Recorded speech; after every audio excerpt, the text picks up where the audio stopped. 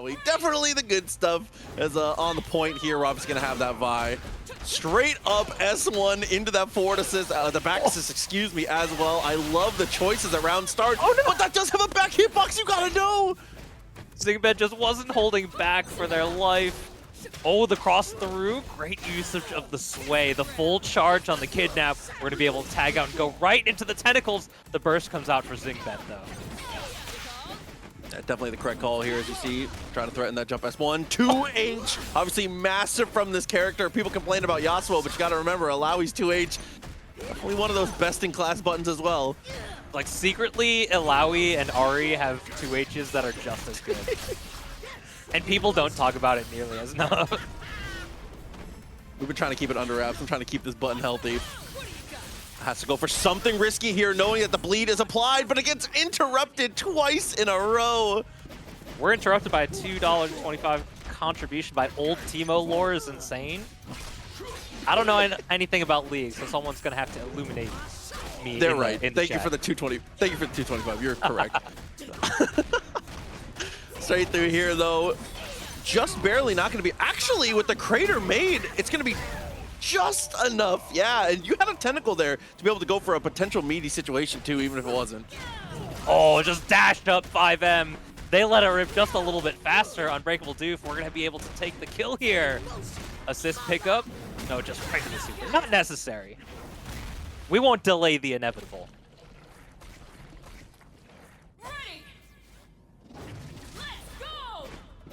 Off the reset. Both going to play it pretty patient. Okay. Is able to block just in time as that shoulder tackle does take out Illaoi. Hold block on the down S2 there. Punishes the Darius, but we still get the pickup on the tentacle summon. Oh, and good to recognize the assist wasn't going to work out there. Doesn't get much of a combo, but still something into a knockdown is always good enough in those moments. I appreciate it. Just clean tag out. We really want to play neutral here with this Illaoi. Oh, more than just that. The Darius assist.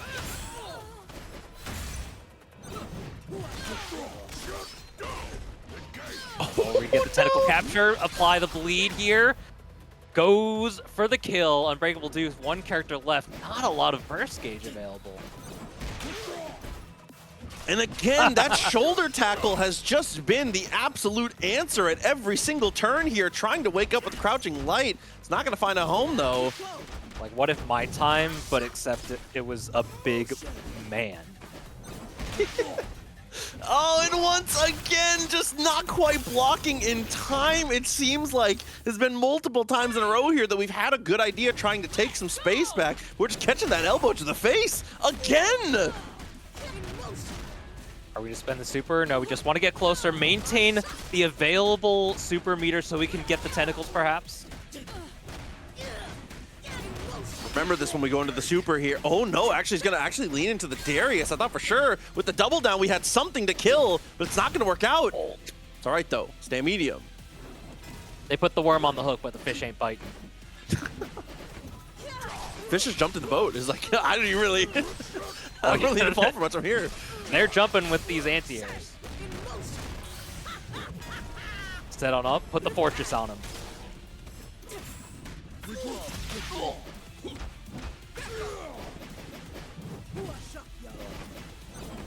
Dashing in and out.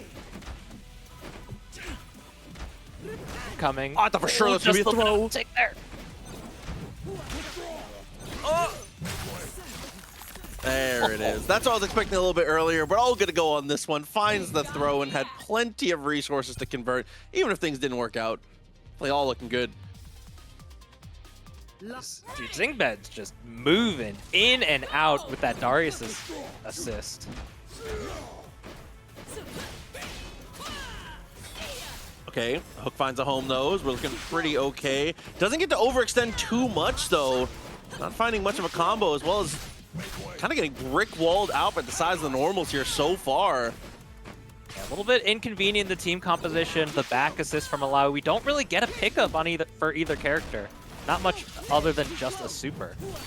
Oh, and they parried it! The burst comes out. Vi has a sliver of life left, and Illaoi's just going down too.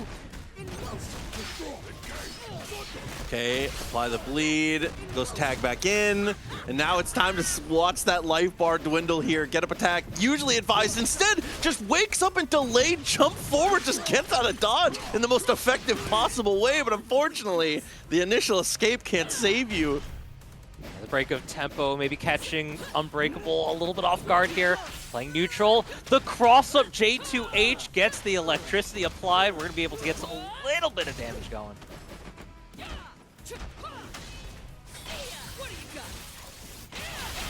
On the overhead, catches out a little bit of damage here. Take what you can get. Press this way a little bit too much. The super not fast enough. This time we hit him with the axe. Zyngbett now on set point. I see y'all talking about it, by the way, gamers. Yeah, they have said that they're gonna lay off arcane characters for a bit post Caitlyn. So we're gonna hopefully we get some monsters here soon. You know what I'm saying? I need some. Take me to the void. I know you told me a few of them, and I never remember their name, but I want some, like, creatures, dude. That's what I'm saying. Take me to the void. All good here, though, as we try to go in with the hook. Love the double tag and forces the break there. So back to relatively even on the resources. Yeah, maybe trying to take them to Noxus here. Oh, take them to Noxus! Boy. Illaoi, unfortunately, taking her straight back to the ocean. You hate to see it, as now it's the mirror match, but it's just a bit lopsided. And at the end of those block strings, it's so hard to effectively utilize. It is a big read, a big gamble to try and retreating guard at the end of block strings versus Illaoi. She's so good at sniping that. Yeah, down S2, phenomenal button, but also the tentacles ever present in the strength of Illaoi, all for the glory of Naga K-Boros. We saw this before, though. UnbreakableDoof, their solo Illaoi was kind of giving hands, dude.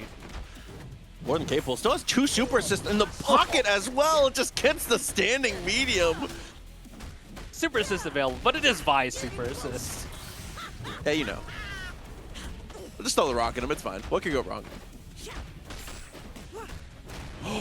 Takes a grip off of that one, though. Is not going to build the meter in time. Unfortunately, he's going to have to reset it. But I'm not sure if it was intentional choice to leave it there, but I really like leaving them standing in that situation to immediately be able to reset and threaten the throw while your super still has one more round of tentacles coming out. That was actually sick. Yeah, being able to maintain standing while Illaoi has the tentacle super up is a very strong combination for her. Oh, doesn't get the tag to punish the burst. We're back to it again. That elbow. We've gone for a lot of get up attack this time. Zyngbett just decides, it's like, I know you don't have it in you. I'm sending it. Just sends the jab. Oh, careful though. We saw what this Illaoi can do last game. Oh, tries to jump out. Air-to-air confirmation though. We have to utilize the assist to get the full punish. And now we're gonna set up the fortress. Zyngbett not going for the meaty OTG, or the OTG 2L to get the meaty, allowing UnbreakableDoof to get these escapes a little bit more consistently. Very true. Crater gets made. Gonna set up for ourselves. 4 tentacles in the corner. Oh. We're waking up! I like it's that. Possible, Just slams the big red button. The get up attack to try and get some room. We take the corner though. Zyngbett still in a very strong position. Apply the bleed. We're gonna maintain pressure here with the assist. Great push block. Oh, we tried and we held it. I think that was a block, not a straight punish. UnbreakableDoof didn't have the wherewithal to press their parry button. Yeah, very well put. Thank you for that. We're getting in Apology Boy versus Kakooli. We got double echoes going on. Oh, parry? Ooh. Hell yeah. Okay, yeah, that was about to be, you're about to have to make a big lifestyle change there as Apology Boy. Okay, we got that combo's pretty difficult and a little finicky. I like that we're willing to go for it though for Apology Boy. Oh, the big axe, big enough to just eliminate those tentacles in the end. Oh, but we missed the full confirmation. They went for the charge air heavy. The burst comes out. Here we go, meaty pressure going on. The tentacle's already up. I like that, the jump back S1 as well. Repping the potential hitbox as well as the tentacle on the way down, but the deep crossover is Kakooli finally going to take back control here. Yeah, a little 2H from both sides, with Kakooli coming out on top. Jump to the over, front, to the fireball. back. Dude, that's my favorite combo maybe in the game. Is like the lazy Darius jump over into the fireball is so sick. The first time I saw that, I was like, there's no way this is going to be a full combo. And it still killed me. The timing on it, as well as the overhead. Fury might come back in time, but even if it does, no chance you spend it here. Apology Boy just going to hold on to it as the round one pretty handily going in Kakooly's favor. Yeah, the game's been out for long enough that these Versus players, they've learned how to use a burst for a 3-round game. Oh, yeah. They're not just mashing it the entire time. Oh, back roll. Just goes for the raw 5L. Oh, coming down with it. What a rewind. Kakooly's just got such awareness so far. Yeah, I saw the normal whiff. Knew we were going to have time. Oh, and the charge H. Quick little extra bit of execution damage there. The axe comes down, looking strong. Okay. Dude, he's so big. Like, look at those shoulders. And he's just moving and moving. He's like a football lineman, dude. Oh, and off like the air to air, we are linebacker, I swear. we're able to bring it back together here with the OTG and the Kale Kakooli still looking incredible as solo Illaoi has to do it on her own. Like, strangely, Kakooli is just coincidentally playing the two fastest characters in the game. But they are drastically different sizes. And the movement is absolutely impeccable. Oh, a little bit just off kilter. Oh no, and off the guest parry, things aren't looking good. It's gonna take an absolute miracle here, and unfortunately that miracle is gonna get hit straight out of the stadium, the 2H from Kakooli. Yeah, Christmas is over. There's no miracles left in the box, man.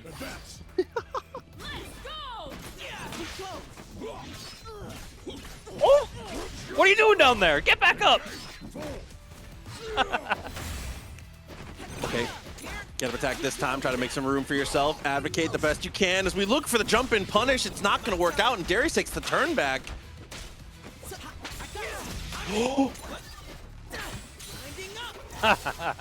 They both wanted it. Batting cages, man. And everything combos off of that one. It's absolutely nutty here as we look for the chase down, but a great tech and a great assist call from Kakooli.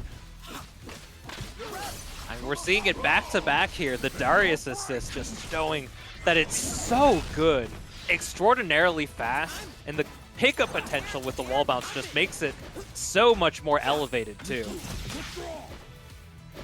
We had time there to actually go for the tag. Retreat just a little bit. Ekko comes out to take the bullet here, and Illaoi hesitates a bit to try and go for the punish on the assist. I do think that's the right call, though. Oh God! That actually countered still.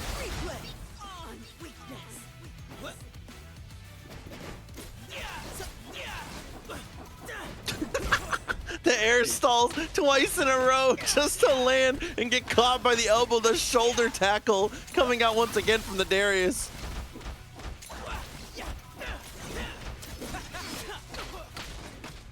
Oh, spectacular usage of the roll. Just putting out so much visual noise on the screen. Not gonna be a kill, but they're fighting for their life now. The parry comes out. They weren't pressing anything.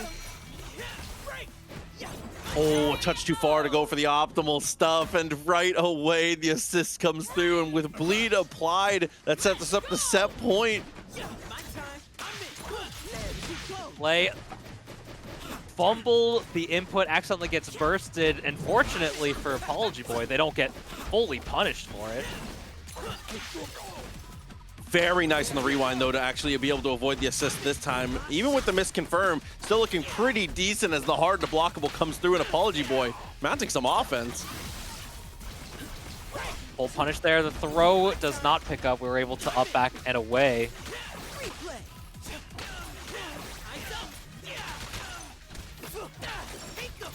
We've seen some very solid Ekko setups coming in from Kakooli here. Going for the lob rewind. Oh, expecting a push block, going for the Time Winder fastball. But the up back gets the punish, but the escape allows Kakooli to pick up. Darius assist just so well placed.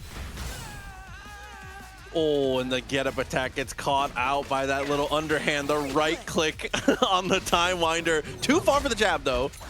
Well, maybe predicting just an escape there by throwing the Time Winder. Oh, what? The double call rather than going straight for the pickup by Darius was just immaculate. Oh, and that should definitely be enough to do it here, as we're going to bring in the big man one more time and make him watch the full movie as well, the level 3. And even with the reset here, unfortunately, there's nobody else for Darius to take. That's the set going to Kakooli 2 games straight. Everyone was like, yo, hold on. Okay, this is what you guys been doing this whole time? That's crazy. I picked him up. I picked him up because the duo that I play with plays Ekko, and I was like, I want to figure out just what the feel of this team is like. And I was like, wait a second, this character is kind of sick nasty. No, 100%. Which brings it to the point of, like, I mean, probably, I would say some people maybe have some alternate opinions, maybe Ahri, but in my opinion, certainly the strongest character in the game. I mean, what, 22 first impact events? I do believe 3 first impact events didn't have an Ekko on the winning team. Like, this character he's like that. Able to get the limit strike here. Rymo has FluffyVato in the corner. The pick up with the air sway this time. Get a little bit of in and out there from Ahri. Oh, dude, 2H. I was just talking about this. Yeah. Her 2H is great. That's the thing, too, is she does have one of those 2Hs where there's certain situations where it's not quite suited to be able to hit everything, as she does take a very large step forward when she does it, but the hitbox above her head is definitely a big enough umbrella to make up for that situation a lot of the time. Instant tag out to not get clipped by the Time Winder. Rymo, very heads up play. Oh, they're flying. Uh-oh. Yeah, that was about to... Oh, and tried to go for the rewind on the restand there. I like that. It was denting blows into the attempt at the cross-up. That was kind of slick. And Rymo using the other Time Winder to their own pressure. Oh, but dude, Ahri just keep getting hit.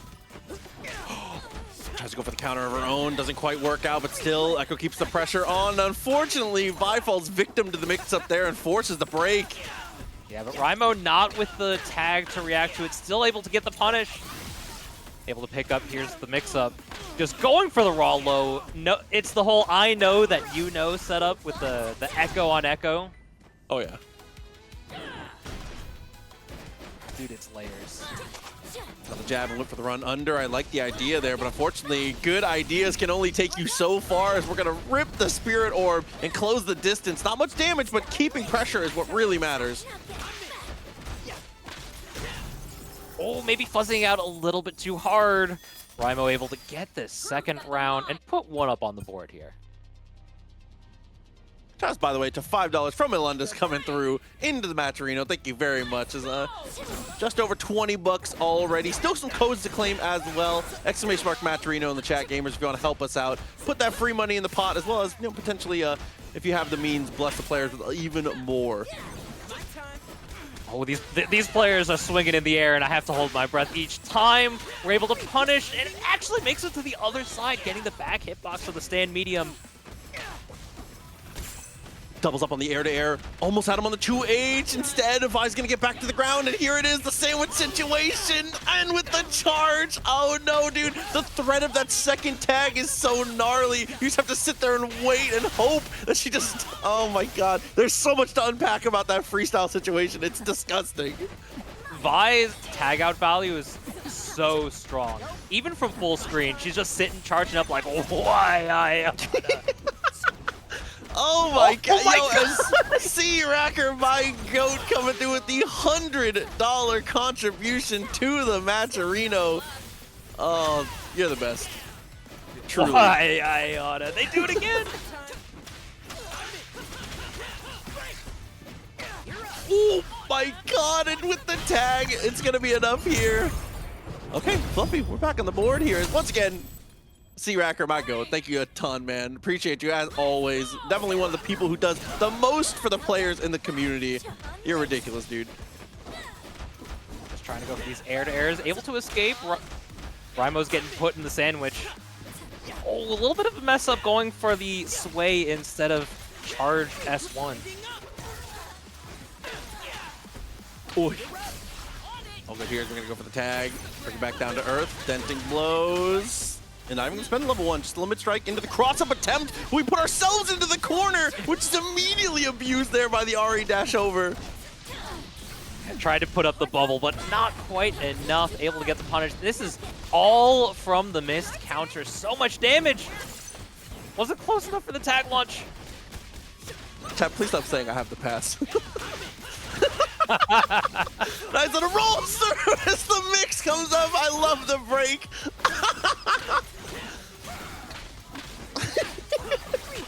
Oh, we had the clone up, but it wasn't close enough. Trying to optimize a little bit extra, but didn't get the full pickup. Oh, punishes the anti-air attempt. Ooh. And the double dash commits to it so heavy and finds the cross-up. First comes out. Vato wants this immediately. Oh, I forgot the clone was even out in the first place. Great pickup, and we have level 3 here.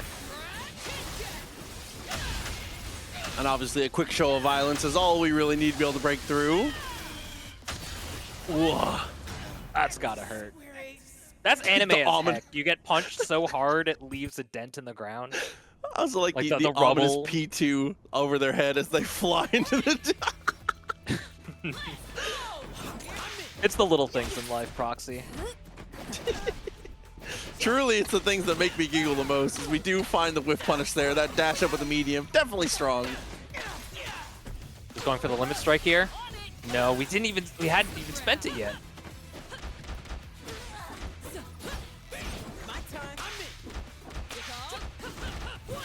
Dude, that was the cutest sandwich setup I've ever seen. Just full send the jump and just tag and just be like, she'll be fine over there, I think. Just threw her like a lawn dart. Didn't believe in the S2. First comes out, keep them in the corner. Able to meet them in the air. The Time Wander not going to interfere, but the combo still dropped anyway. Okay. Missed air dash.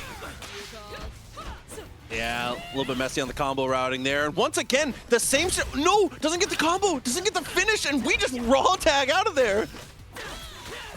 Dude, Ahri's a cameo right now. She's not even left in the game.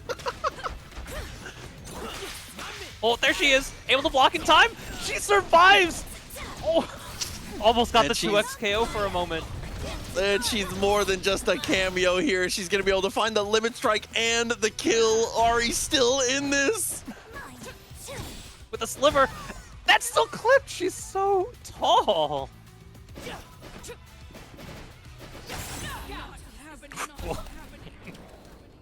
Damn, run up with the jab.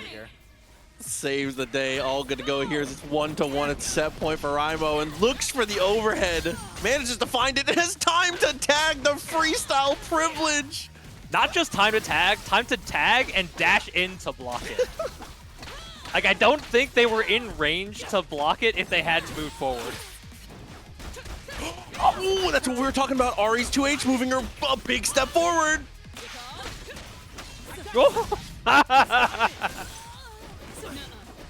I'm glad we finally got to see layer 5 of that mix-up, though.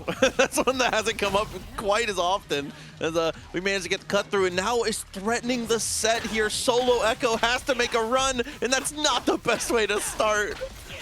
Gonna go for the limit strike, setup inbound. Ooh, trying to get a little cheeky with it. Able to get that assist back in the end. Ooh, intercepting the second follow-up after the Foxfire.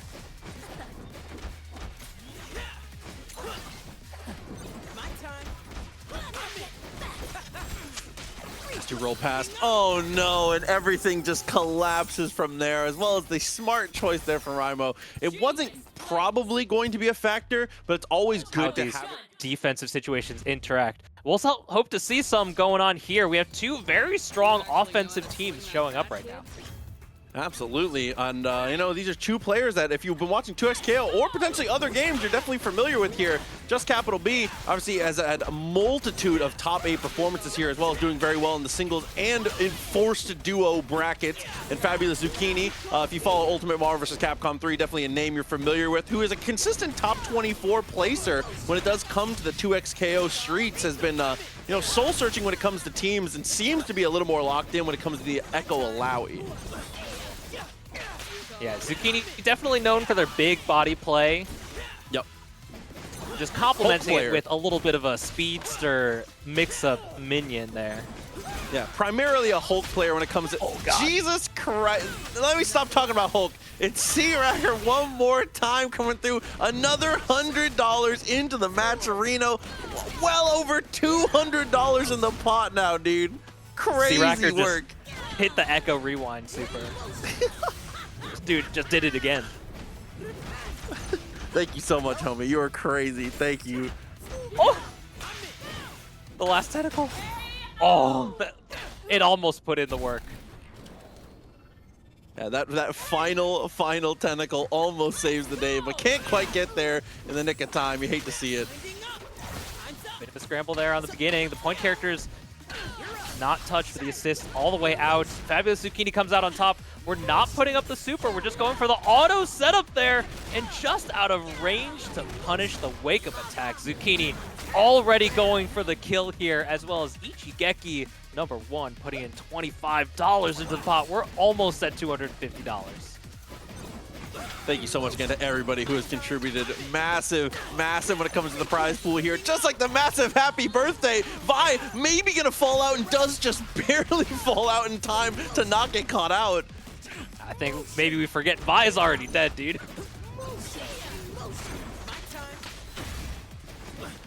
Chat, C-Racker is one of the homies and normally hangs out when it comes to Marvel vs. Capcom 3. Obviously a watcher of a ton of different fighting games, but you know, it's just a joke. Come on, guys.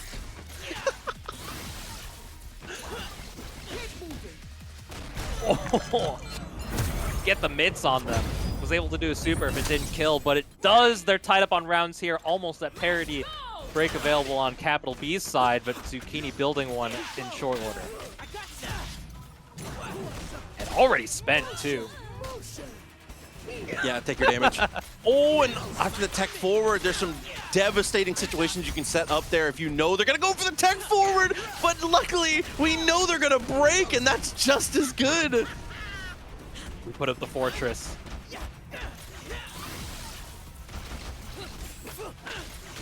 Oh, what are you grabbing? What are you grabbing at? You reach, I teach. Got caught reaching out just a bit too far. 2H misses out, but we get the tag. Oh, it's a near perfect in response there from Zucchini.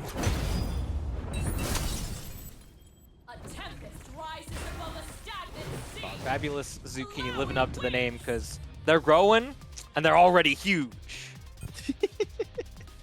You know, this is a player who used to go by TJ, but they booted themselves up an Xbox Live random name generator, and this is what got spat out, and they changed their tag to it. Dude, that's all you need. And Zucchini is like not from the era of random Xbox Live names too. You heard of that's Charles Rackington gamers. To get the happy birthday, leaving it just down to the Illaoi. This has been a kind of an explosive set between the two. I feel like the first character dies so quick every round, regardless of who takes it. There'll be tons of damage. We're going to be able to set up a tag launch situation here, but hitting the tentacle delayed them enough so it didn't actually connect. Oy. Mantho, but we're a bit too far away here. Oh no, and threatens being able to close the distance with that, you know, forward special, being able to go for the tag with the potential threat of the Vi charging up in the background. As you can see, even there. Oh, we're getting the pickup. We only got hit by the second follow-up. Oh!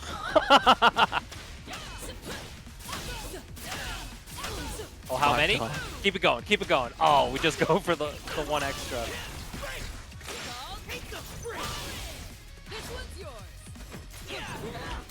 No, Ekko was still technically out there, so the tag launcher doesn't actually do anything. It's a normal launcher that just doesn't work. That was a devious mix-up there by Zucchini. We're able to get the pickup. Oh, but we didn't activate the delay effect on the Time Winder yet. Oh no. Legs get exposed, straight in, makes a crater and has the level 3 behind it here. Vi's gonna go for the charge and get the crumple, and just like that, the level 3 connects. Longest 2x KO ever. You get a title card here? Oh my. Remind me again, what's the name of the game? Remind me once more. You gotta have a title drop here and there, you know.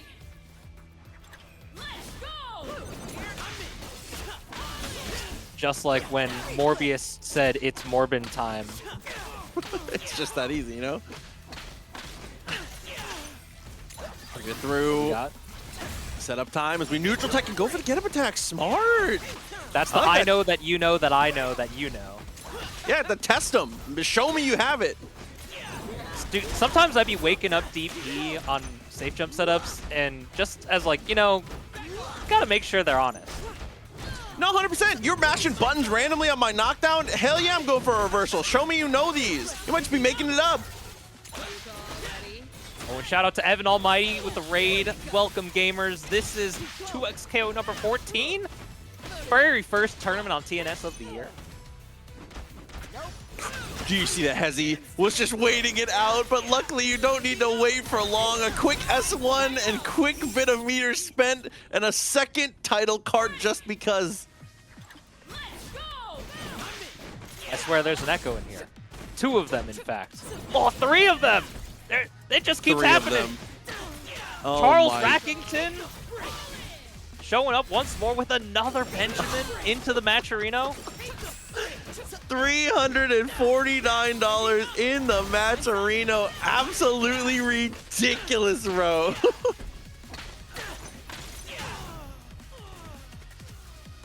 Ekko down. Zucchini possibly on their last legs on the winner's side here. What an air-to-air as you bring it back down to earth. The situation getting dire here for Zucchini. What a good tech. Oh, catches them right out of the air, right when they landed too. Oh no. Let's it rip.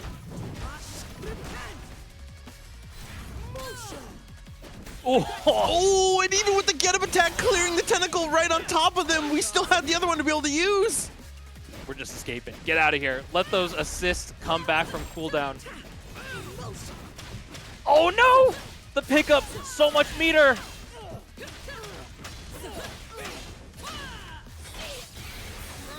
Right into level 3, this ought to kill here. Just capital B.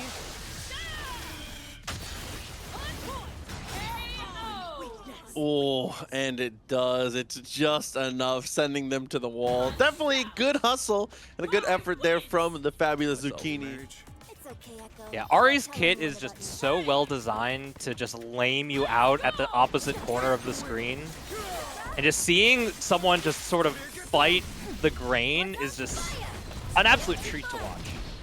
I also see people in the chat talking about Shen and that we need a ninja. Shen would objectively be the coolest ninja, but we're getting Akali. Sorry, gamers. You heard it here first. Akali is coming in before Zed or Shen. My bad. Hayatei is just moving. He's pressing that dash button like nobody's business. Oi, but falls in, unfortunately, to a bit of an awkward situation here as Ekko's going to get the hit on the assist, but not on the point character. Ooh, able to swing on the way down, getting the hit after the air foxfire. Froncois going to be able to get some Oki set up here. Just builds the bar from the limit strike. Oh no, and the quick little rewind there. Sees the roll and knows they're going to be late, and Hayatei understands the general layer 1 counterplay. That was a pretty sweet sequence there. They're just knowing the layers, dude. It's the I know, that you know, that I know, that they know, that we know. True. The layers go deeper than a dip on Super Bowl Sunday. Oh, the S2 into the S2. Limit strike applied, and here it is. The mix up for your life as we go for the push block and get caught by the 2H right away. Oh, I just got flashbanged by that, dude. What happened there? It's in stereo. Oh, projectile invulnerable and catches the rewind nonetheless. Oh, gosh. Oh, very heads up. Put out the fireball and then just tag block. Still gets punished by the Ahri assist on the way back. The burst is spent. Hayatei still getting the anti-air. And too far for the break to actually send us away here. We try to send the 2H for the second time. Francois very patiently just watches the 2H go. What are you doing over there? Nice little punish. Going for the down the down Spirit Rush just to make sure that we don't cross up.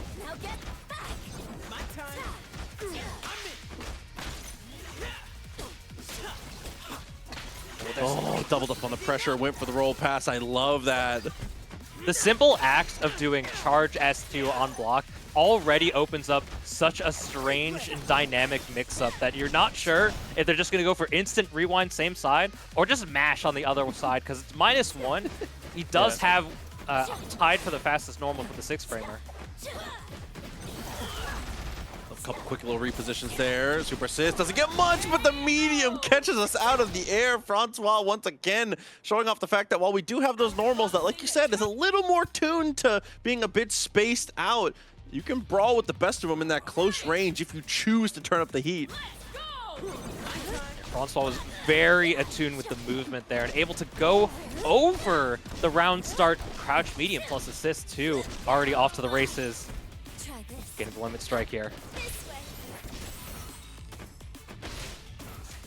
Oh! Right off the ground. Anime player, maybe? Oh, okay. Double 2 L's and finds the cross up there, but can't quite get high enough to get the punish as Ahri, as we land, gets the open up and tries to run past the wind wall. Speaking of anime players, tech buttons?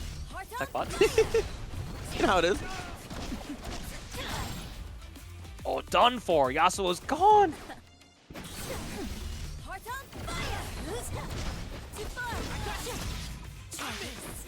Aggressive burst there. Keep them in the corner. Wants to guarantee the round as fast as possible. The anti-air comes out. Great pickup.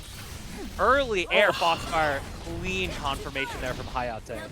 And that Ahri down S1 ends up dropping the combo for us. That was so unfortunate. It went from a 3v1 to a 2v2 in a hurry. Our own fireball, but that's okay. We still get the hit and should be able to easily finish. Just building a little bit of extra burst. That's all it was.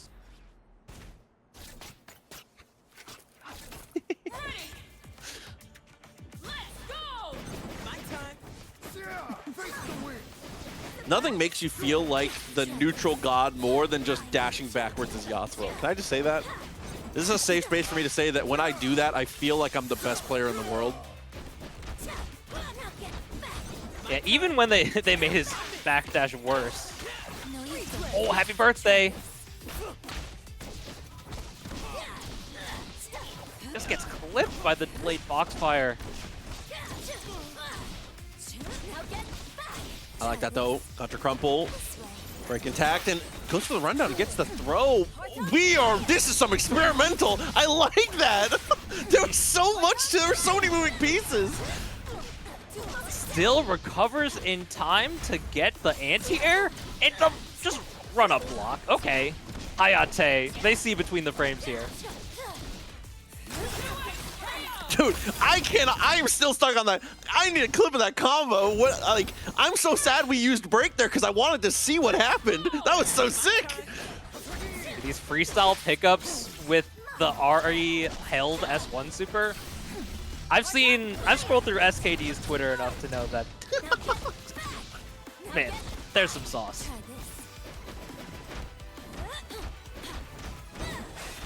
Ooh. Fakes out on the tick throw here and goes for the tag in the end. And very late! Oh, dude, that extra boost of air you get from using the down heavy is so crazy because you can fake getting to the ground. It looked like he touched the floor. I'm saying, I was thinking the exact same thing. Oh, gets the counter hit, doesn't confirm it. Still gets the anti-air. Oh, doesn't tag out. Despite having Ahri on board. Okay. That's fair. Oh, the return trip almost caught there. Goes for the parry and wastes out on the meter here, but the super assist gets exploded out of that one. Catches the anti-air. Burst comes out. Just try to stay alive. Damn.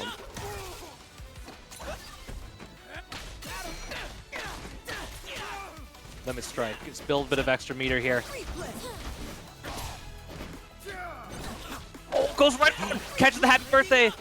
Ahri's gonna fall out before a death occurs anyway. Or the death occurs and Ahri falls out just by ending. This is where it gets a little bit dicey though. No meter between the two, so no parries on the table. Around a piece, a must-win. Hayatei as we get the air-to-air, but dash into the Foxfire. Gotta be cognizant though, Hayatei has 2 bars on the side of Yasuo. And that Yasuo super assist is crazy.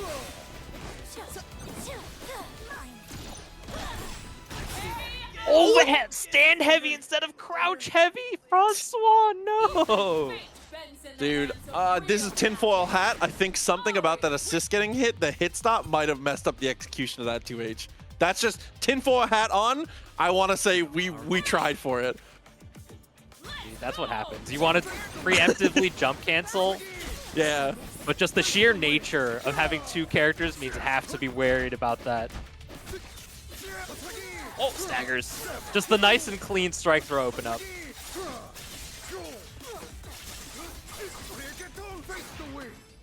Good chunk of damage here as well as getting the wind wall set up on the next interaction. Oh, having Ahri on the other side, I think, messed up the tumble there.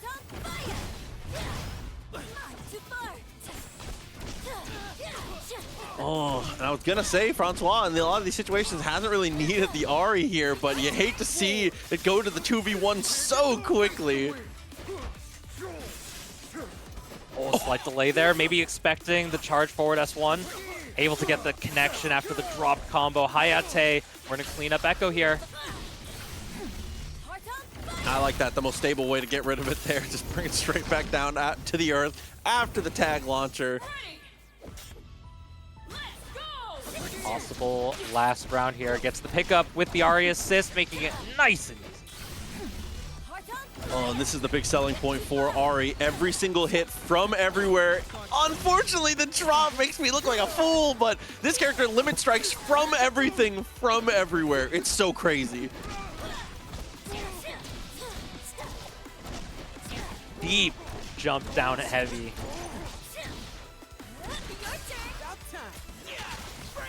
Oh, missed up the air dash perhaps? Just the charge JS2 can be a little bit tricky in those situations. To do it basically instantly. All right, that was a happy little accents type of moment though, as we managed to pick it straight back up. Oh, get the heavy, the standing heavy. This time it actually works. Are you serious? Go for the reset here. Anti-air connections, generally not the highest damaging on the side of Ekko.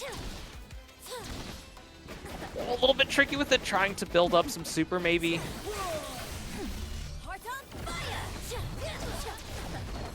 Delaying ourselves in the air with our specials.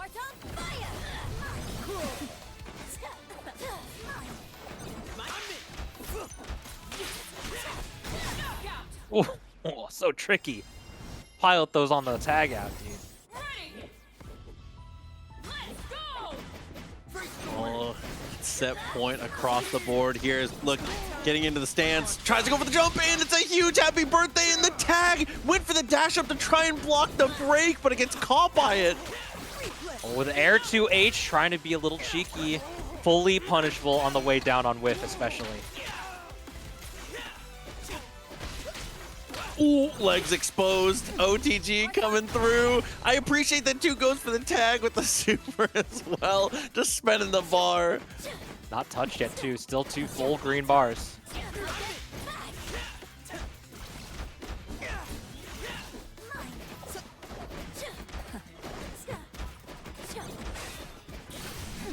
These instant air Foxfires are just doing such a good job of keeping Francois on the ground. Oh, but right when we get close enough, the instant dash under. Francois change up their timing. Though leaving a clone for ourselves to try and go for the mix-up afterwards. Super Time Winder throws the 1 fireball and commits just to get some damage on Ahri, but unfortunately runs straight into another 2H. Francois restabilizes somehow to be able to course correct and save the day. I was gonna say I actually think Teemo's fine in the current situation. I think that the nerfs they had on him were like just about perfect, and he's in like such a good healthy spot, and I hope he receives no more nerfs. I really like where Teemo is. I think he's like still just he's like a healthy, good top tier right now, in my opinion. Yeah, he's like the last character in S tier. Yeah, I agree.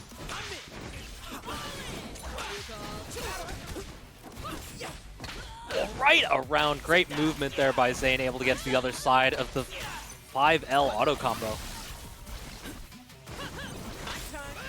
Last one on the Teemo thing.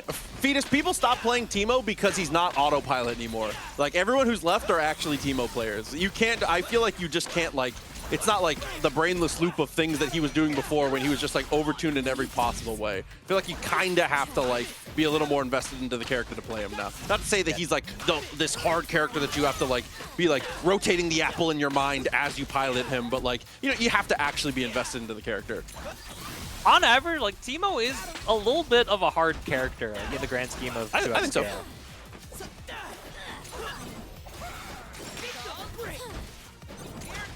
Big punish here. We block the air spirit rush. It's like minus and everybody. Zane just tried to stay safe, tried to call out Ekko and maybe instantly tag, but just Vi's incredible speed made it so much easier to punish. Hell of a 2H though. Good on Dizzy as we're gonna keep this damage rolling. Get closer to the corner here. Mix up time. And catches the roll.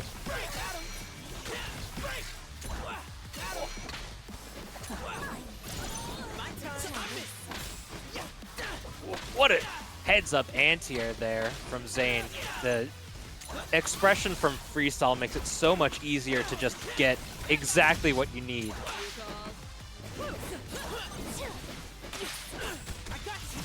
Ooh, Dizzy reads that and just jabs the assist on the tag, but unfortunately the spacing was too good there from Zane and we're not able to convert.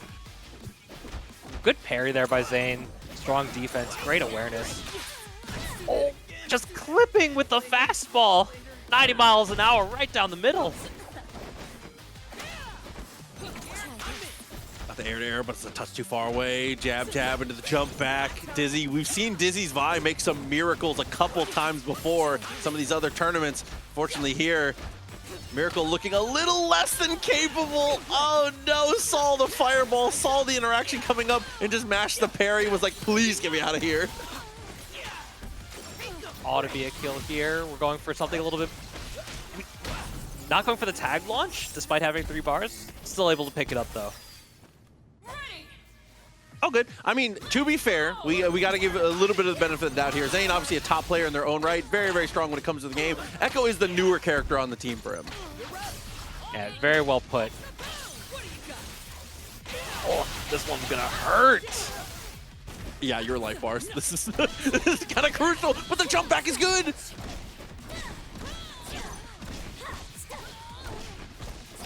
Oh, yeah. You can tell which character that we spent a little bit more time with. Look at that combo there. I remember during the hotfix patch where they nerfed Teemo, Zane was like, whatever it takes to keep Ahri alive. He was like, that's the character I want to play, so as long as she stays viable, I'm good. I mean, as long as you have a main squeeze, a game like 2XKO is still going to be so incredibly fun. The characters that you want to play are all just lightning fast and extraordinarily fun to play.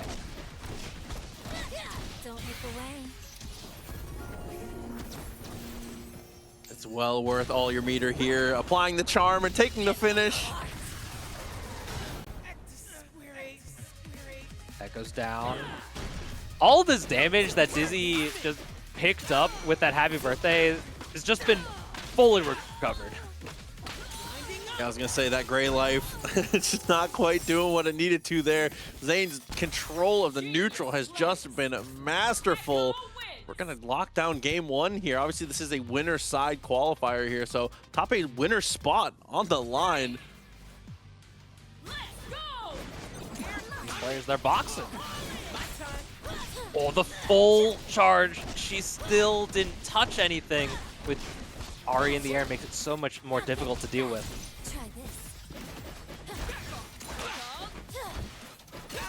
Oh, minus a million. Gets the pick up, the Time Wander with a bit of assist there. Okay, here I love the stagger on the lights. Went for the dash pass, and the parry actually goes wide, which forces our break. Getting them on the ground here. Sends out the parry and tries to get the pickup. Oh, the backswing! The kidnap, it only connects against one character. Yeah, Ahri's able to stand up and tech out. A little bit too well spaced once again. The medium hits, but doesn't find anything for it here. And luckily for Zane, oh, lucky nothing. Ahri's dead. Oh no. And Ekko's bleeding here. Great pickup there using the back assist. Instant tag out. Dizzy puts around on the board here. Maintains burst.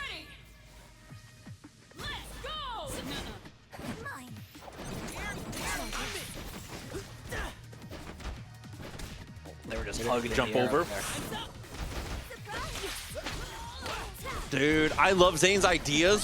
The way he's using rewind in conjunction with Ahri back assist is so sick. One of the coolest applications of that duo I've seen in a long time. Oh, great parry. Actually parried the air down heavy. Didn't get the pickup against Ekko. Maybe a little bit confused on what made the connection. Oh no. And there it is. Meter reinvested. Oh, we're going for the optimals? More than just the optimals. Oh, all the way to the other side. Instant corner.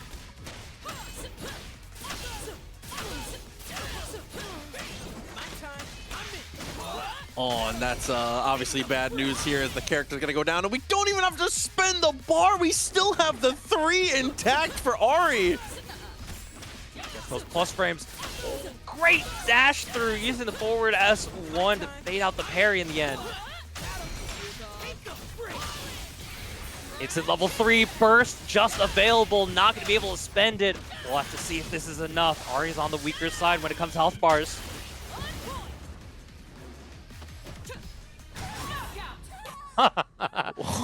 And while I do respect the wake up, it's like we said before, it's a great callback. Play to your outs. There's not a lot you can really do in that moment. You kind of have to make a big guess of some kind. Yeah, and even then it's still a 50-50, going for high mid parry versus low parry.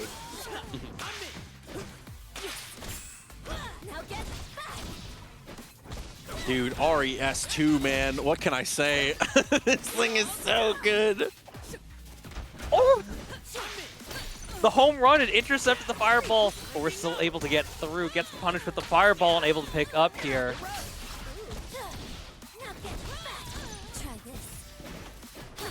Trouble's good, goes to the dash backwards, wakes up with the parry, says, let me show you how it's done. Unfortunately, straight afterwards, has to go for the jump forward, blocks the fireball and lands into the pressure here. Dizzy's Vi, no longer long for this world. Oh yeah, she's so done.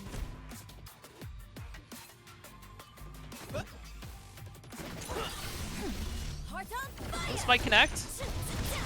Yeah, he's fully punishable until he hits a little bit after he hits the ground.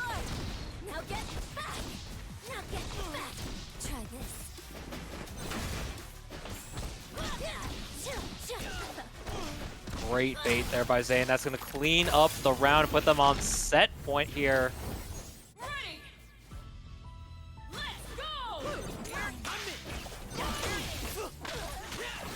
Oh, great intercept. Hitting the second character, though, it delayed hitting Ahri, so she didn't actually get the full combo in there. So keeping it full screen, waiting for our assist to come up. Got the first little interaction, but doesn't get much after. Oh no, when the assist tanks the Time Winder.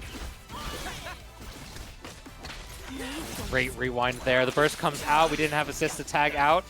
We're able to get the confirmation, but a little bit out of range there for the down heavy. Here's the pickup. Dizzy's going to be able to seal out Ekko's life bar here. I do appreciate the guess monster energy there, though, trying to go for the jump forward throw, just kind of catch them unexpected. Sometimes you got to be a little unorthodox with it. First time we're seeing the down forward heavy coming out from Dizzy already. It's going to be close to evening it out, but not enough to kill here without a DHC. And we are in freestyle. The air throw pickup. We teched out in the air after the limit strike there. It's tied up on rounds, tied up on games. Dizzy, a full burst available, while Zane still doesn't have one yet built. I can't even be mad at Zane on that one either, because I know that setup exists, and I know that players go for it, and I still get caught by it it's like all the time. That's just such a, even if you know. It's another one of those weird layered mix-ups. And good correction there. The Time Winder launching airborne makes it a little bit difficult there. What a parry! Catches the rewind! Back down to the earth. Break is available, and we're going to spend it right there. Okay. Oh, gets the down heavy in combination with the Vi Crater Maker assist.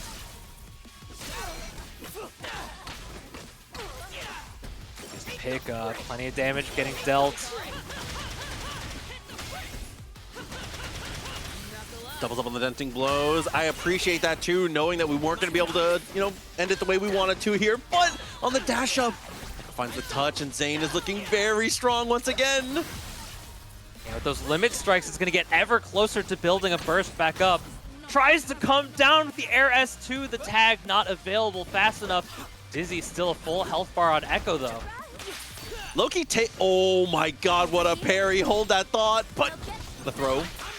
Ooh, into the S2! Dude, you threatened from so far away. What can you do about it? Oh, the whiff to H. Nothing is done. They were both paralyzed. Oh! No, listen. Every top player knows how to sprinkle in just enough reversal level 3. You know what I'm saying?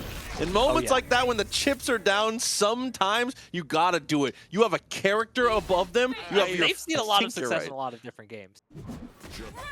Someone in chat remind me what that mech fighter game is. The indie game. Iron Saga Versus. That's it. Thank you, Tech Decker. Oh, Chupi was nasty at Iron Saga. Okay, we ran that game quite a bit. Mix-ups coming in for Soul Demon. Able to get the low. Mr. Chupi maybe trying to parry it or simply escape. First comes out. We're able to get this neutral started. Oh, and the big medium to hit Ahri and maintain safety there with the super.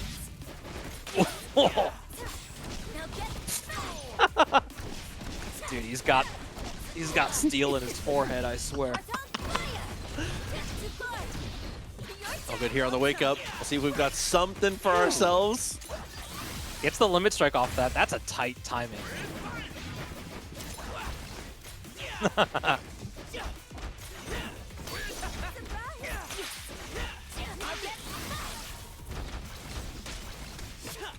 Yeah, and that's another one of those situations there where if you don't have the ability to push block them off of you, which in that spot you really don't, you kind of just have to hold the most dastardly of mixes there. The double up on the overhead leaves us down to the solo Darius, but we find an apprehend early.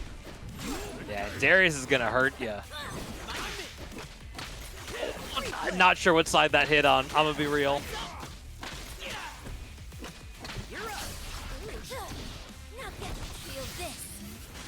Going for the max damage here, not gonna kill. Darius is a healthy boy.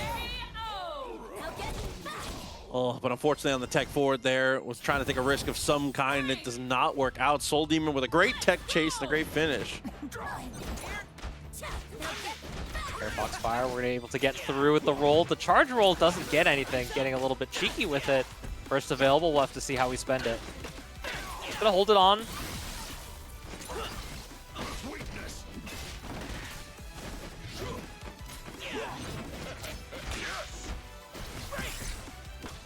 Oh, from the top rope there. Instant down S2 off the rewind. Rewinding once more at the very end of it. Oh my, how did he not get hit by that Time Winder? Maybe trying to super, maybe trying to parry. Getting counter hit for their troubles. Oh, the reset, it connects. This is gonna be a dead Braum.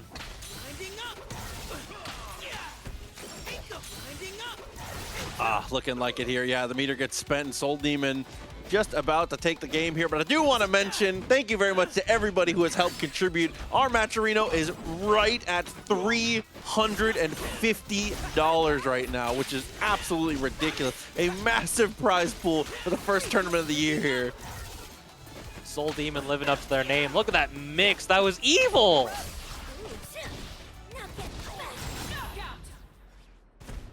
Fortunately for Mr. Choopy, just no chance to be able to show their stuff here. I think maybe consider, I don't think it will be a fix-all, but with this team comp, especially with 2x assist, I actually like starting Braum a little bit more. But unfortunately, not going to get to see it there is on the quick startup. SoulDemon going to find the hit immediately at 99. Start around, you know what I'm talking about. Oh, the tricky mix-up. Oh, tried to press. Braum doing the body block. Get caught on the other side. All of this extra credit already dealt to Braum. Still healthy boy, still rocking with about 75% of their health bar. Oh, that's minus, doesn't get the punish. Not in range. With a hit there, isn't able to get the tag, unfortunately, but that charge S2 a couple times in a row, as well as the shockwave to get the hit on both. Trying to get in at all. So difficult for characters that move so well to be able to, for Braum to catch them. Oh, the 2H call out punishes the Ahri and the roll. And the parry getting caught, the down medium. That's a low there. Oh, full charge. Oh, and that Poro throw ended up being a little bit risky, but we charged the S2 again. Full armor, full forward. Braum saves the day. Braum telling us if there's a wall, there's a way, dude. Let me get the pick up there.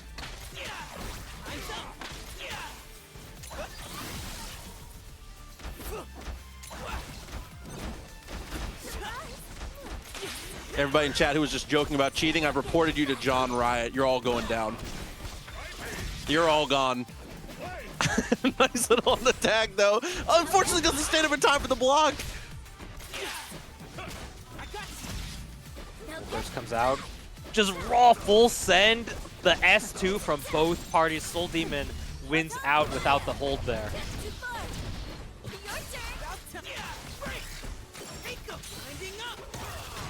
Sealing it out, too. Braum's down.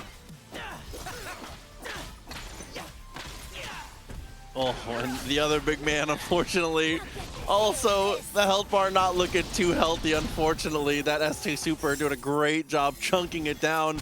SoulDemon on set point, but Mr. Choopy has shown, you know, signs of life here and there. It's been mostly off the back of the Freljord's hero, Mr. Braum himself, but unfortunately, this Darius still kind of in trouble. Oh, getting a little bit greedy with those extra hits there. Flips out of the combo, able to get the connection. This is going to be build ourselves unbreakable, and that's all we need.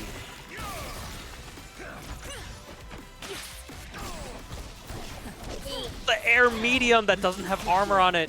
Just before they hit the ground, we maintain unbreakable too. Oh, and the apprehend into the limit strike. Whiffs out on the S2 to get a bit closer here as we look for the charge and get the wall bounce. And there it is with the armor, but the super comes out just in time to break the rest of the armor. Oh, tries to parry it, gets counter hit for their troubles.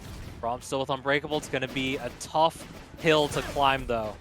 Oh, but super active, and they bait the first two. Reapplication. And a kill.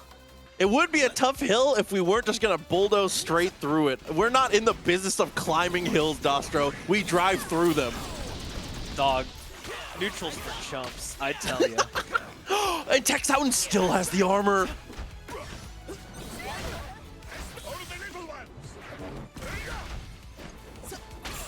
Oh, Stand Light connects to trade. Lead applied. This is gonna chip out. Retreating guard attempt. I don't think they would have been able to parry in time. Oh, heads up slays by Mr. Choopy. Holy cow. That's a scary spot too, but it's if you are able to get the parry off. Braum projectile, Braum shockwave is one of those weird projectiles where if you parry it, it's not like other multi-hit parryable projectiles. You get that first parry and the rest of the super ceases to exist. So you actually have a huge window to close the distance if you do get the parry.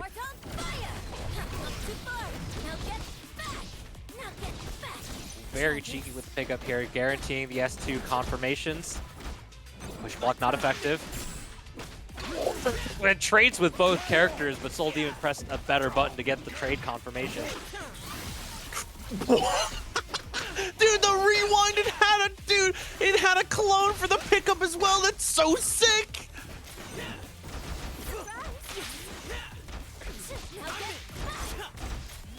It's so hard to deal with that unfuzzyable 50-50 off the jump in. Air throw. Gets the OTG to seal it out. Just the Braum left. No Unbreakable available. SoulDemon with 2 healthy characters and a burst now spent. Footsies. True footsies. Oh, what a punish. That's footsies. That's footsies too. I don't care. No, I'm with you there. That was footsies.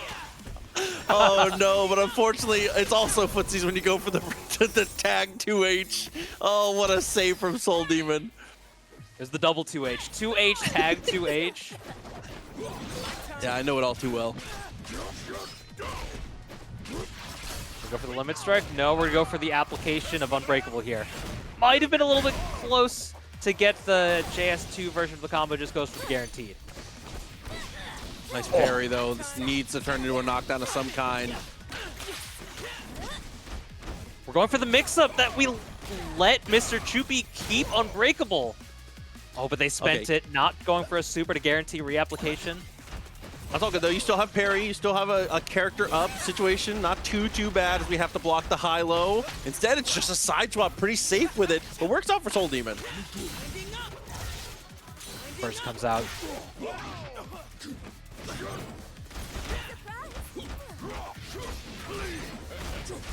Safety here. All of this damage on Ahri is just doing nothing. She's already gone. Oh, bleed applied. Finally, these block strings going to mean a bit more, but not going to matter as SoulDemon gets the air-to-air. Being a little cheeky with it. Maybe a little too lost in the sauce in the end. Oh, the retreating card just out of range for the stand heavy. Oh, it just hit in time to be able to get the Fury dash cancel. All of our Fury spent on that layer of mix-up here, and finally, especially with the clone behind it, I think it's... No. That's super tight to be able to get that, and going for the charge does not connect. It goes right into that Time Winder. Maybe correct me on that, but it's not unsubstantial. That's very true. Coming up, somebody in chat has accurately pointed out, we have Jolly coming up playing the theoretical Fruity Fetus team. It's going to be that Teemo Braum here. We're going to get the jab into the corner. Braum, unfortunately, the armor does not level up your magic defense very much here as Ahri continues to get her damage off. Oh, gap in your block string. We can put the shield up. Not close enough for the block. The burst comes out now on both sides. Oh, you played yourself, man. You put out your own projectile and it ate the slingshot. S2 works out well. And the dart reset, I have not seen that before, but I'll have to keep that one stored in the memory banks. That is a level 3, a stampede of Poros, and Ekko is just gone. I hope you brought enough for the rest of the class, Braum.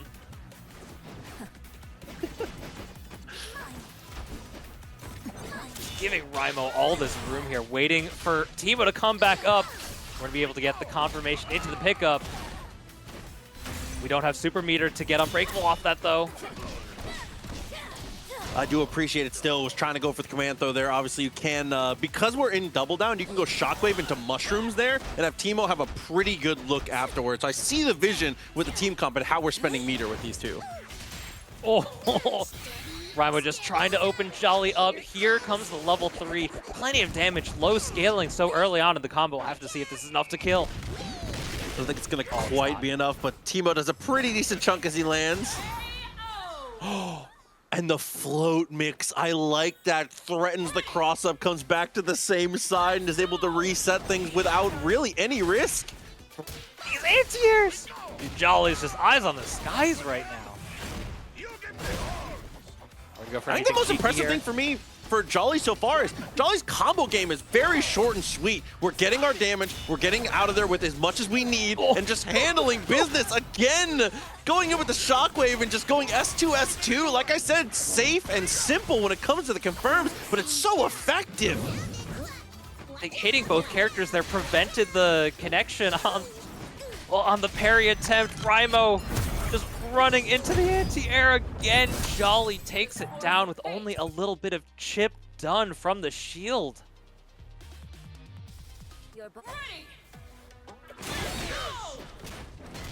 Yeah, just genuinely extremely impressive the entirety of these early stages now as Jolly gonna get that Unbreakable rolling once again with the big mushroom coming through.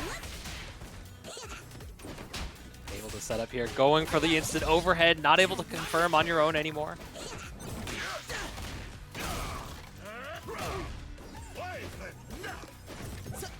That's a tight combo. Tough to hit. A little bit of extra damage there. Not autopiloting with the 5HH. Trying to prevent a parry, perhaps. Back down to earth those. We're going to reapply for the rewind there. Just sneaks in with the low and puts up the shield. Overhead finds the mark, though. It's going to be a solid confirmation here. Build a little bit of extra. Unfortunate drop there. Missed their jump cancel. I will say that might be the first 2H that Jolly has missed. We have been roasting people with the campfire so far. All the way down. We're going to be able to get the kill pickup here with the S1 super.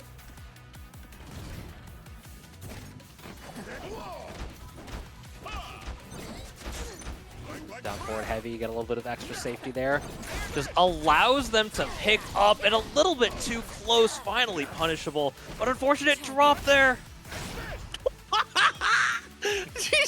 She leans out the fireball, just 6H, just destroys her. Straight off the tee is looking good. Whiffs command throw from full screen for the aura, but unfortunately, it's gonna get them caught. Oh, unfortunate drop. Double hits there from the heavy and the Time Winder gets the air throw to seal it up. That's a round up in game number 2 here for Rymo.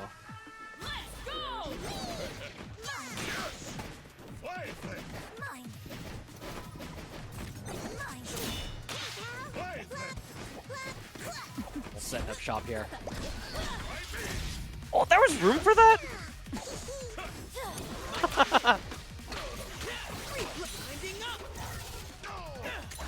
Burst is spent, but Braum has tons of life, so you have to be wary about how we can spend our damage to prevent an extra burst build. Oh, and we had a pretty decent idea there as we laid out the mushroom and tried to go for the air-to-air. Maybe was looking for the throw, but unfortunately gets beat to the punch there by Rymo.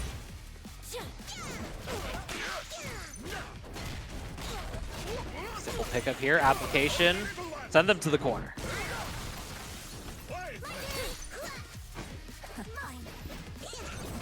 We have camp set up, able to make it to the other side, goes for the 2H, actually connects against Ekko, but nothing against Ahri. The parry comes out, baiting a burst out. Jolly, you're getting a little greedy.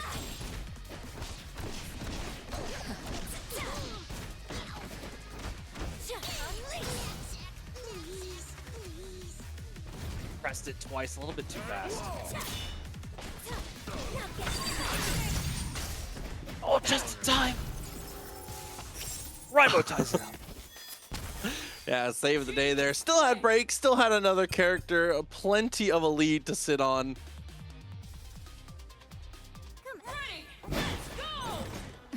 Off the round start, he's gonna look for the tag, tries to go for the walk forward there, and with the quick jump over from Ekko, resets things in kind of an awkward way there, at least for Jolly.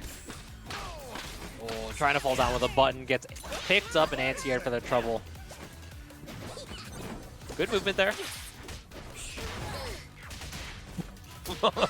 Okay.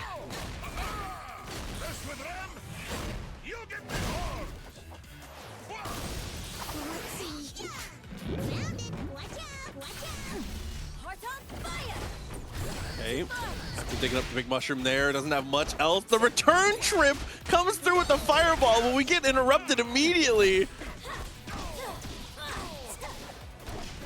Jolly tried to go for it, tried to get the command throw, but the up back comes out. Rymo gets the punish. Just build the meter for it, just in time. Wasn't sure that was going to kill without it. No, you don't.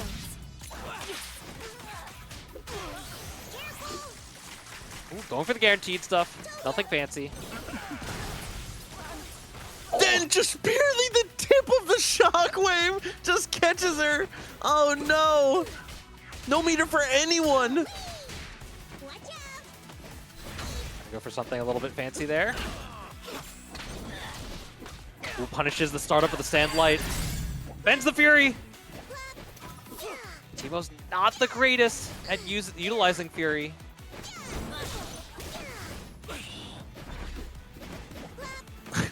Just watches Ekko dash around and on top of him. All good here.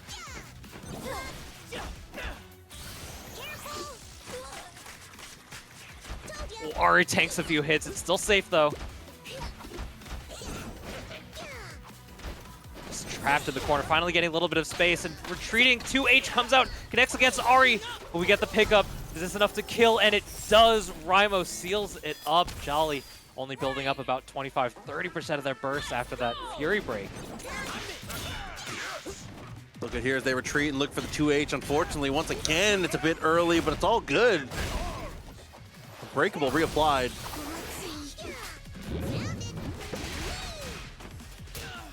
Oh, a little bit awkward with the connection on the forward S1 there.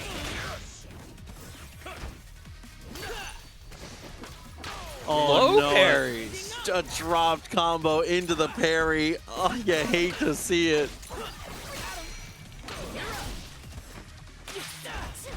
Oh, but yeah, but the air charge heavy knocks them on the ground, eliminates the unbreakable at the very least. Oh, that's a punish. Oh, Dude, the slingshot is so... Dude, that projectile's so good. Tell us how you really feel, Braum.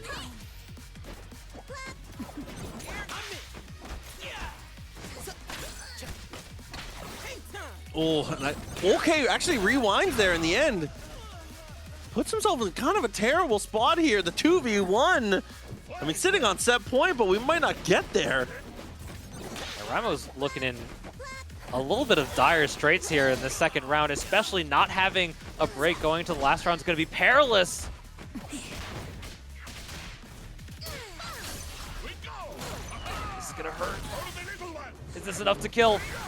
We have that extended damage with full screen. It does. Jolly ties it up on rounds. Final game, final round here. Coming in with a break advantage as well. So Jolly, if an early hit comes through, is going to be able to go for that super early break and still have time for the Fury later, potentially. Obviously playing a team that isn't quite as good at looping Limit Strike, depending on the, you know, the order and things, how they happen. Retreating guard in the corner. We didn't get a confirmation off that. We already committed to the mushroom. Burst comes out, keep them into the corner. Ooh, and they used the parachute there to bait out the 2H attempt as the slash swing from Ekko before he leaves the screen is just enough to be able to clear the mushroom, and the get-up attack gets baited. It's going to be a dead Teemo. We finish our combo, just going for something a little bit easier here.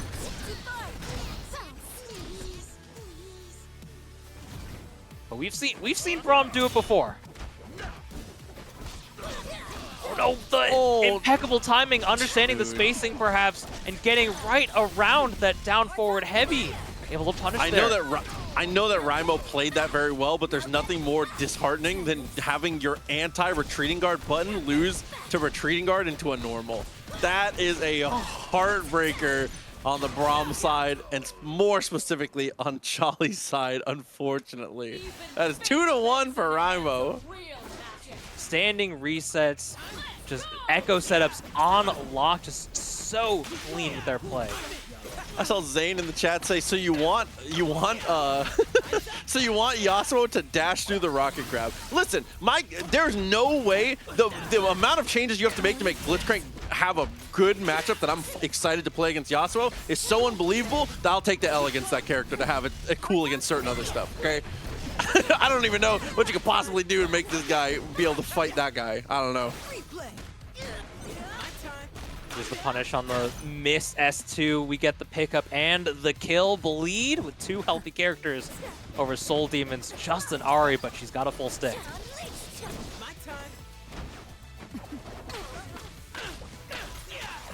H couldn't save us, but it's all good to go. Taking our damage, we get to the wall. No fancy shenanigans. Just going for some meaties. The quick overhead off the tag out from the dash heavy. Love the tag launcher, bring it back down to the earth. And of course, 1, 2, and 3 on the slams. That super always surprises me with how much damage it does, man. It's too crazy. Dog, it's the glory of Nagake Boros, dude. She's just out here killing ya. Great usage of the wreck of the forward S1. Okay, a little in and out. I like the little shimmy. It's the 2M finds them both. Luckily, it was a touch too far, and Ekko survives it. We're gonna put them into the blender. No, we saved it, expecting the burst there. The patience for Bleed to just sit there and look at them as the 2H whipped was actually kind of crazy. Maybe expecting a rewind in that instant. Soul Demon is just comfortable holding down back. Incredibly impressive to do so. Whoa, oh my god. Unfortunate drop, but absolute awareness there. Still gets the pickup on the air. Be able to put them in the blender here. Here comes the tentacles. Unleash the Kraken. Oh, but doubles up on the tech forwards there, but still that charge down to S, too good. Lead is just moving with absolute ferocity. And even there, just finds the cross up and is well committed to the bit, as that is a planned out sequence there, leaving that tentacle behind for the charge heavy in the OTG. That is game 1 quickly in Bleed's favor. That was so fast. That was so fast.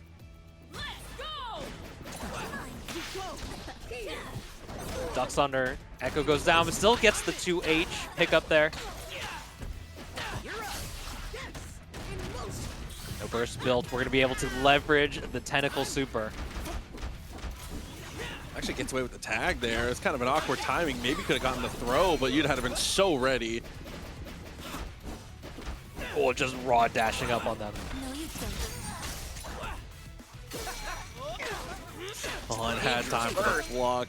Dude, it's too crazy. The character's gonna die for this too. Illaoi once again with the quick slam with the tentacles.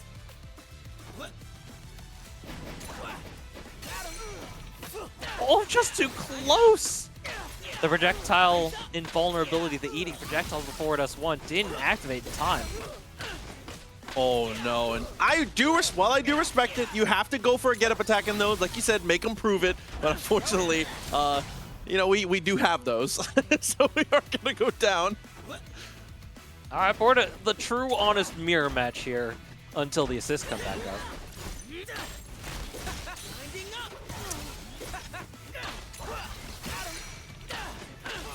Oh my god! Optimization station, holy cow! Oh, what a parry though. Forces the Fury and goes for the dash up. Fury on both sides is now on the quick rewind. One more chance for Bleed while we still have offense. Setting up the clone here, dashes through, able to get the pickup here. Goes for the guaranteed stuff. Oh, maybe missing their car super in the end. Knew the roll was coming, so goes for the jump away. Oh, we had time to go for the dash up. The jab doesn't quite get there.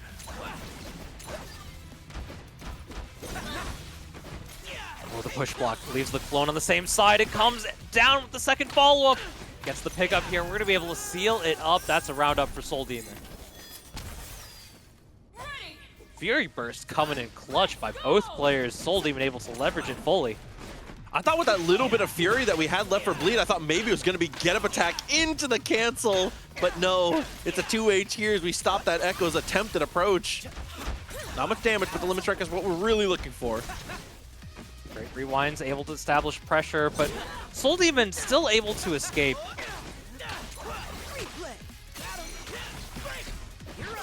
Chad is also objectively correct. Birds are mostly just not nice. I don't really mess with birds. I'll down for, ever like, a run into parakeet. some Canada geese. Oh my god, they used to, we had a pond near my childhood house that was infected.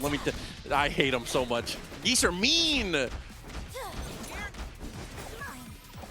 I had to hold my breath there seeing the air spirit rush. Ooh, what a 2H, dude! The sand medium to eliminate the tentacle here.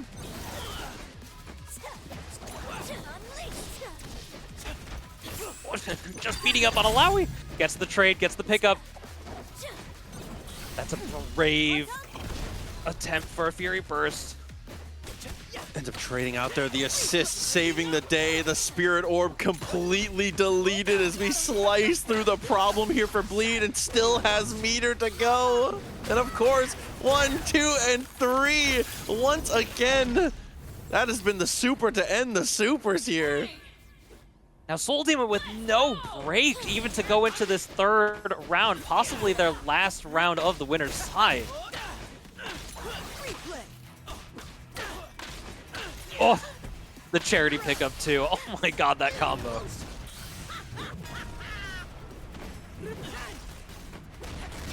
Oh no, and off the overhead, you're gone. Bleed knows their confirmations. Only half the Fury are built. Able to get the air medium for the counter hit pickup. Gonna set up some shenanigans.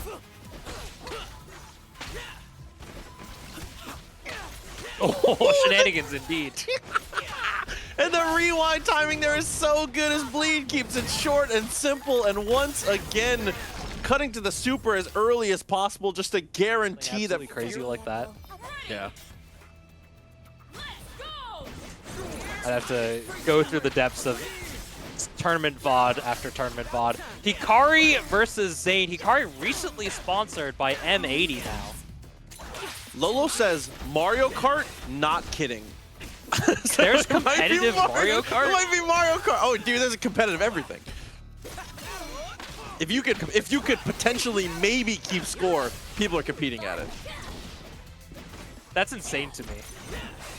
We'll maybe try to catch a back tech, just teching in place. Gonna be able to get that hop off of the stance, turning into a throw mix-up and a limit strike.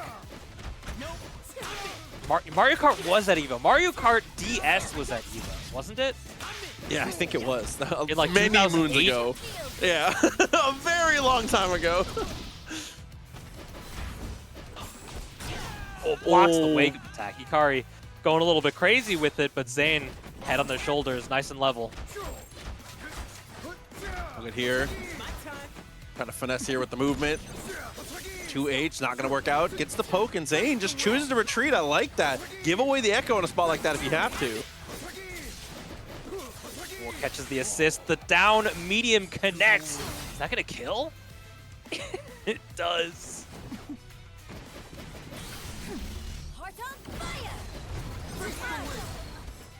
Oh, and the return trip on the orb, not going to do much. We're going to interrupt. Uh-oh. We're going to get a limit strike here, but we don't have another super to try and seal it up, even though it's pretty far from killing. Oh, just catches the roll out. Hikari trying to escape a little bit too much. The crouching medium connects. Zane puts the first round on the board. Oh.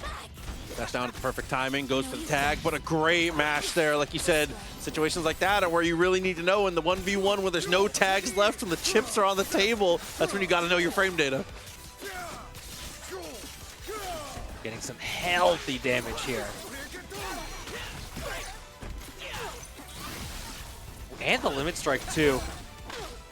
And he's so clean with it. He knows his setups.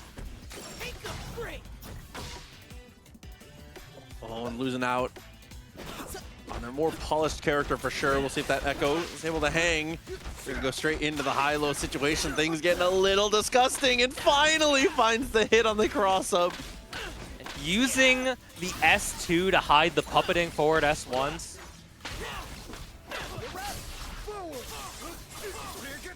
Oh, we have level 3 here. Yeah, the self double down. Always good from the solo warrior himself. As somebody asking in YouTube chat, yes, so Zane did previously play Teemo. I think is very recently switched to Ekko just to see how it feels, I think is the current situation. You know, we're in prep season right now. If you are a player who is planning to travel for Frosties, this is like the last week to decide what you're on. And then after that, you kind of are going to have to commit and then like be locked in and ready for whatever comes in the patch. Oh, the air dash right over air, too heavy. Windwall protecting from the back assist there. Clean throw here, gonna get the pickup with Ahri. Right into the limit strike, building a little bit of extra bar. Oh, the timing and the spacing on the jump over is absolute perfection here. Just barely getting over it because Get Up Attack has a much better vertical hitbox than it looks like, I feel like. I can hit by it vertically from what I feel like is way outside the blue circle. Oh yeah, it's way bigger. It's like a huge square, dude. Full connection up against the Ekko here. Gonna be able to go for a tag launch. Right into the corner, limit strike on deck. Not quite close enough. Said psych. Doesn't even go for a punish, just gets out of the way of the 2H.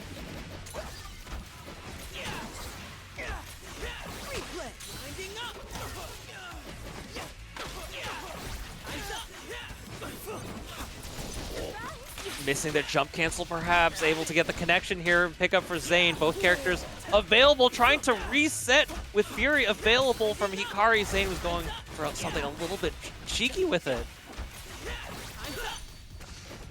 Oh no!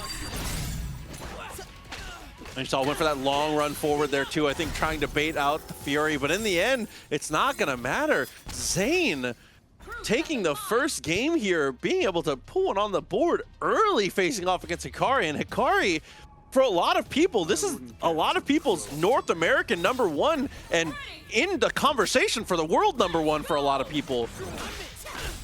Jumps right over, instant tag, great anti-air and awareness from Hikari. And the overhead though, there you go.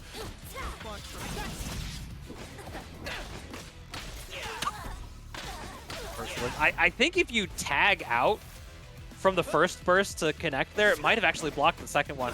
Might have been a spacing difference though. Oh, it's a 2H difference on this one, unfortunately. Quick little stop as we get down to the limit strike.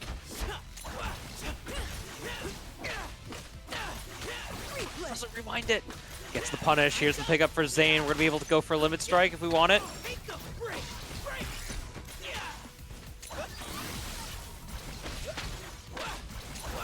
We missed the meaty Time Wander, but that makes it easier to get this throw punish on the back roll.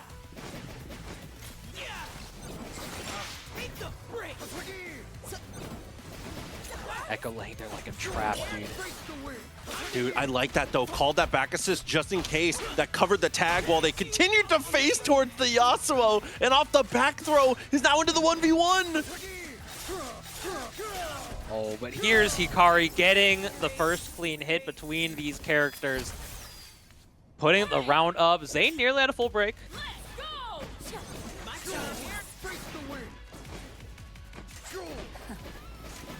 Hikari's basically just playing a zoning game. Oh, see, it's just trying to look just enticing enough to make the 2H land.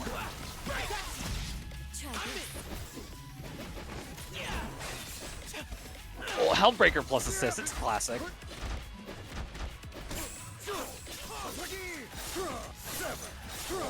This Yasuo has definitely been the main squeeze for Hikari since the game came out. Originally playing the Yasuo Illaoi. I miss the Illaoi so much. I mean, this is working out, and I'm glad that Hikari has gone on to brighter places. Not to say it's not a bright place to still be playing Hikari, to be playing Illaoi. The character's still very good, but oh yeah. Catches the startup of the assist. This is a big pickup. We have level 3 just to make it easier, but we just go for the stance down heavy once more, quickly tying it up 1 game apiece here.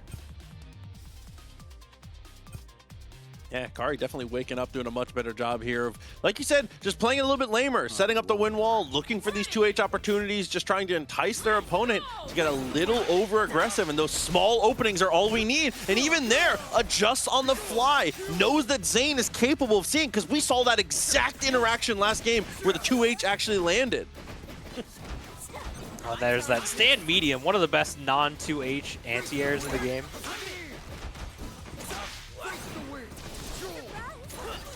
Damn, for the second time, that right click, the right click time winder, that underhand toss is so sick, but the 2H finds the mark here. Zane tried to wait a bit long.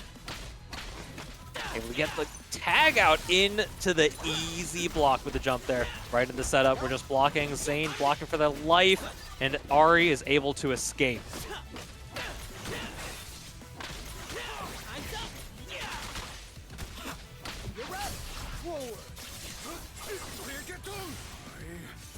And just top to bottom, Hikari looking so much more complete, so much more themselves here. Ever since the end of game 1. Unfortunately, a parry goes a bit wide. That's a little tough. No emotional burst there, just gonna let it rock. Get the damage going here for Zane. Maintain burst and try and kill without spending our resources. And here's the reset once more. Burst into the corner though. We've seen go for reversal level 3 once before. Not gonna see it this time though, as we get the OTG and the swap. Hikari gets the round.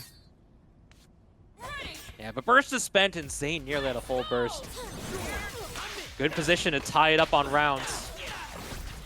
And you see that Ekko becoming the legal character and moving past Yasuo, I think, is what pushed Ahri into that projectile. That was terrifying. What a parry. Seeing a little bit of a break there just from the distance allows the parry to actually connect.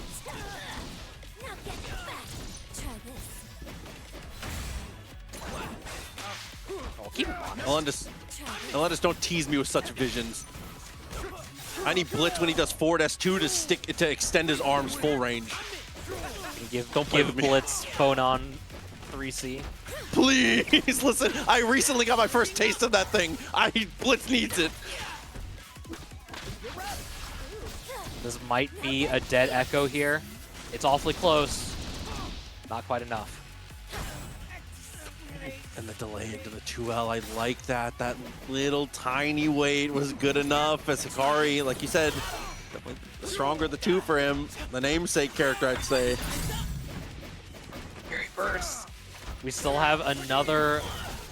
Oh, we have another round after this if this doesn't go well. Oh, it's working out pretty well so far. 3 bars available.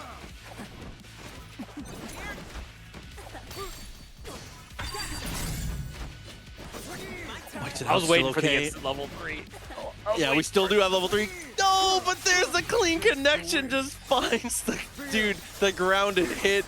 I think me, you, Zane, and at least 70% of people watching all were like, when is he gonna level? You know he's gonna do it, dude. You know he's gonna do it.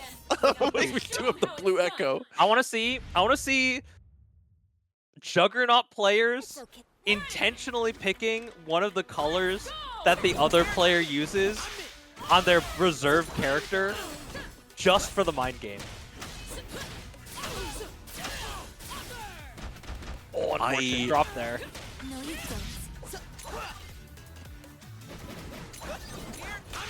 Try to play it a little bit safe here. Charges up at in the front line. Normally you see her as a kind of a ranged situation, charging up from the back. No, straight in the front, threatening with the S1. That is crazy.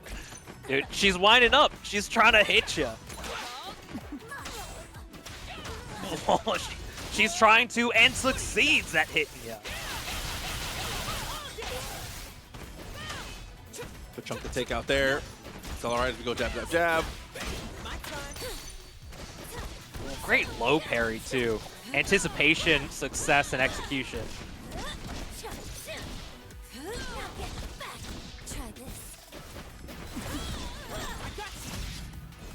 Okay, I mean, you do get the break out of your opponent here in a round that is more than like, oh, never mind, hold that thought. Gets the hit and gets to do the super again. Can we talk about this super? More than just the super, the character behind it, she gets limit strike right after it and she gets to build it again. Oh, but that's okay. A crater has been made and we managed to get the extra finish. Holy. Oh, she's charging. Oh, the slight forward movement from the stand medium, it actually pulled them out. Unfortunate drop there. The pickup from Rymo allows for the full punish. Jab, jab. All good to go. It's going to be S2, S2. Game time.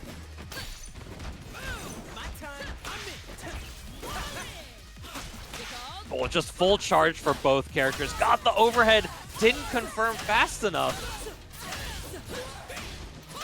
And the casual 6 electrics just because, you know how it is. Dude, that combo looks sick as hell. Oh, we're going to be able to get another limit strike after this. Guaranteeing the kill here. Good on resources, though. Has 2 bars on their own, has 3 super assists behind them, still has the Fury, which they are going to have to initiate early, but it's okay. Yeah, if you want to spend Fury here, if spending it earlier is a little bit better, because when it runs out, you build more going into the 3rd round, because Dizzy does have that round advantage.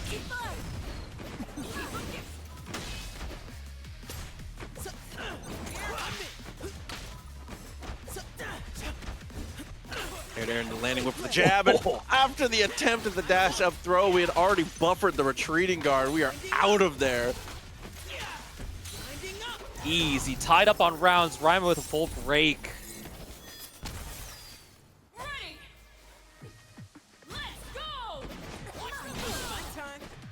Oh, that connected? I normally see people go for the RS1, not the RS2.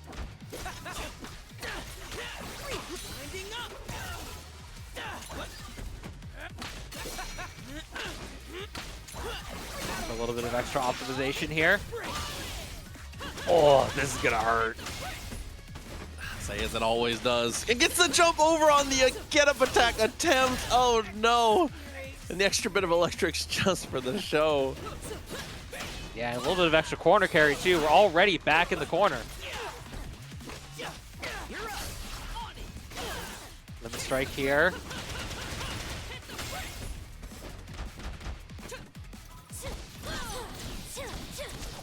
Able to make it to the ground safely. Here's the pickup. Pretty, I'm gonna say that chess is only a fighting game if you play 1 minute, no extra time. So just 1-0 bullet. That's when chess is a fighting game. That sounds crazy as heck, dude. No punish on the whiff throw here too. First comes out. Oh! Your assist takes the brunt of it, but that's okay. Vi is so reasonably able to take the damage for you as Dizzy is going to be able to secure the kill. That was just the first game. I feel like there were 2 games in that one game. It does feel that way. Well, it's in stereo here. Well, coming down that air to H, so good for Ahri. Such a deep hitting cross-up move.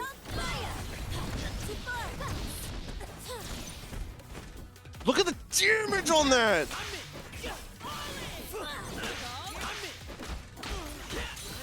A little bit of extra credit damage here on Ekko. You know what? When in doubt, mash it out, dude. Stand light. In and out, not going to work out. Still okay. Rewind actually takes away the threat of Ekko, but that's still fine as Ahri kept that pressure up and got them both. It forces a break here. First round, Vi is bleeding, slowly recovering, but no more than 25% left for her.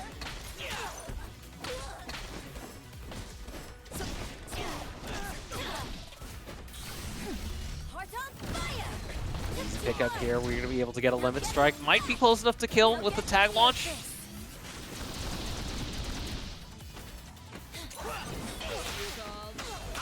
Oh! Plenty meter too. It's about when you spend it here. And he's gonna hold on. Not gonna spend the break. I'd rather have the Fury for the solo Ekko. Seems to be the call. Don't have to spend it early unless you want to take a ton of damage. Maybe not even necessary. Here's the first hit. Tied up on characters. But it's gonna be one touch against Dizzy's Ekko. Oh. Chad, if you have never tried to move the pieces on a chessboard and then reach over with the same hand to hit a timer during a 1-minute chess game, don't talk to me about no execution in chess. That's high execution gameplay. Trust. You gotta save so many frames in Bullet, I bet. You have to press the timer with the same hand that you move the piece with. That's execution. I'm telling you. All good here. Those we get the charge. Set up for the crumple as we always do. Execution by Dizzy is absolutely insane.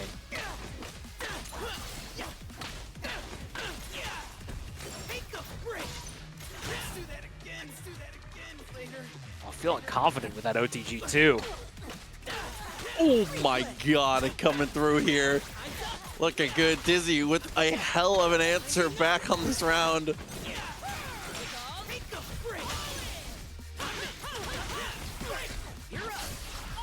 Ugh. You might be. You're probably dead here. Yeah, always dead in the moment. Oh my god. Set up one more time around a piece here. Dizzy. Oh my god, he gets kidnapped! Jesus Christ! Dude, that's like a slam dunk from the 3-point line, dude. That's how it feels. Is this that was Marvel the end of Space Jam when Michael Jordan's arm grows and extends. This is. Oh no! I didn't know that. Oh my god!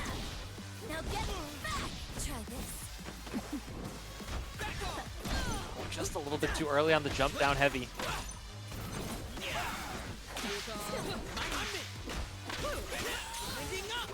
Tried to sway out, went right back in. This is 2 characters getting hit. First comes out just in time.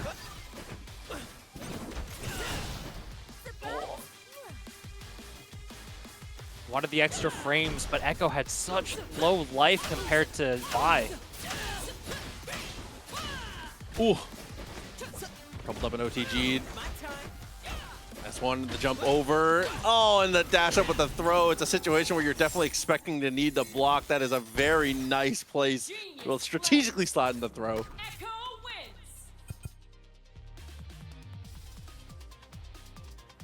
Tied up on games here. Final game. Well, if chat's not lying, this actually makes total sense. Then Dizzy, if this is Marvel Dizzy, this is a old school Zero player. The execution makes sense. Good, here's a double up off the S1, looking good. Limit strike, obviously on the way. Ooh, gets the hard punish there too.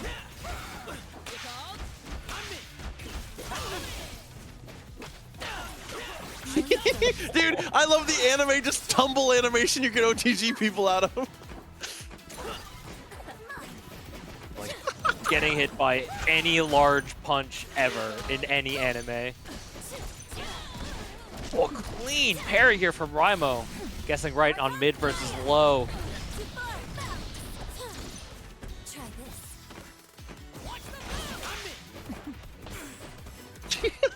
Oh, okay.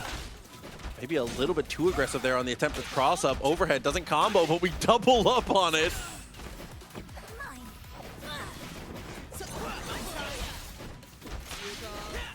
The Crater Maker connecting. Great usage and great movement. Doesn't use the rewind, just goes right into the throw. And the hard call out there.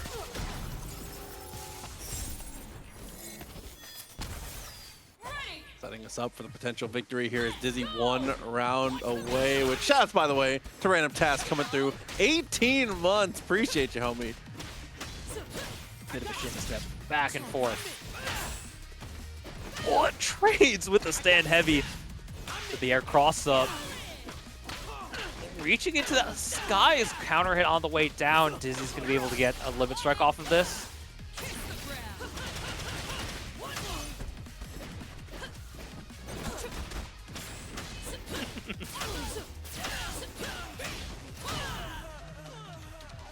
Oh, that secures our knockdown here for the potential finish now. Dizzy looking good. Unfortunately, he's going to get carried to the corner here on this one.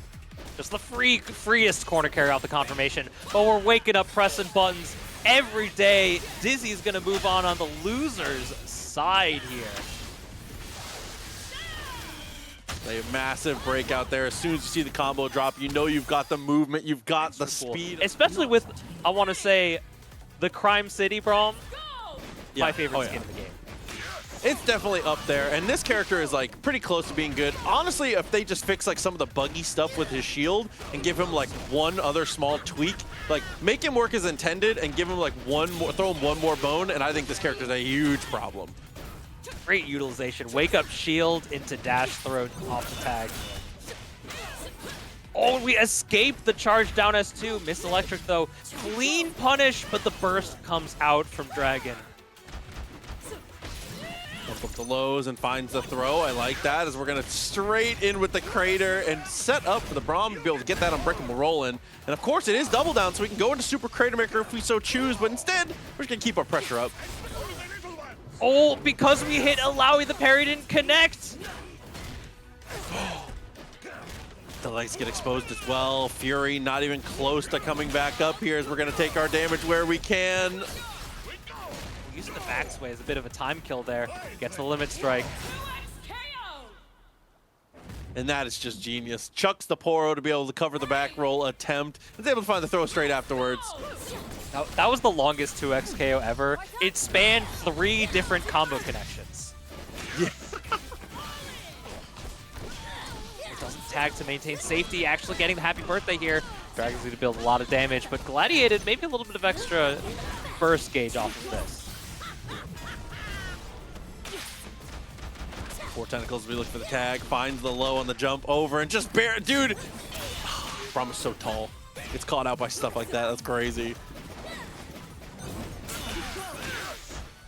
Good patience here. Able to pick up on Ahri to eliminate the delayed Foxfire. Oh! Completely mashes out of the attempted command grab.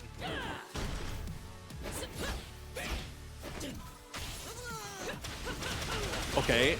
I mean, it's not a good chance, but you know, the chance is there. We rebuilt the burst, and for what it's worth, that's the least we can ask for to go into this final game. Oh yeah, of course. Definitely could have had a better knockdown there, but the most important thing, like you said, get your resources. Go in with full pockets into the next one here as we block everything and dash up for the command throw. Dragon for sure was thinking they were going to try and keep both characters in the combo. The extra delay there. We're going to be able to get the pickup here with the tentacle available. Clean confirmation here.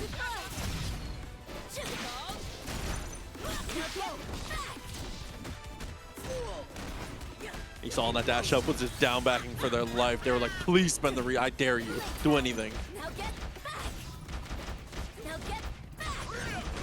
Yo, this is cheap as heck. You just have to eat all of that. Parries the tentacle whip, but you still get hit.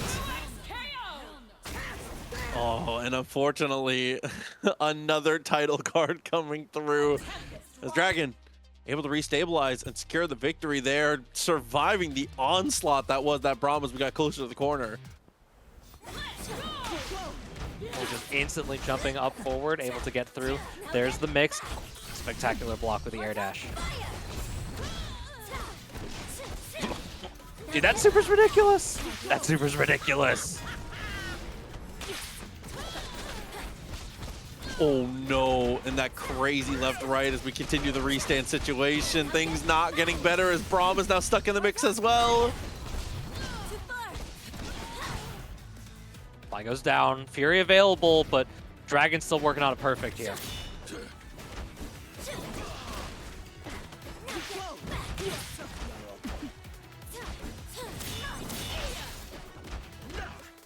she recovered in time?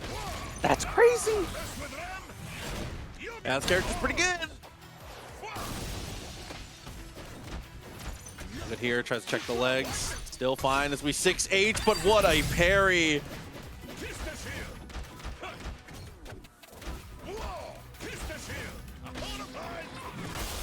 Oh.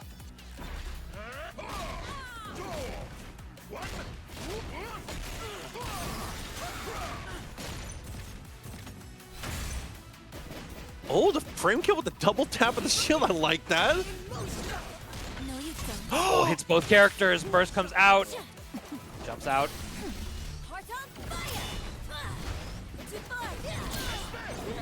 Oh, armor's through, but she was too high off the ground for the charge.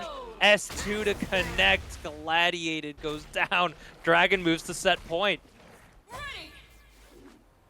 Still a bit ahead on the resource economy, at least. A little bit too far after the weave. Still all fine as the shield blocks everything, and we keep them both in the combo here, looking massive. Because unfortunately, it drops out so much damage left over. Again, this is a double down shell. I'm not saying we could have killed them both, but we should be at like 20%. Oh, she recovered by the way. Though. I like the idea, but it didn't pay off.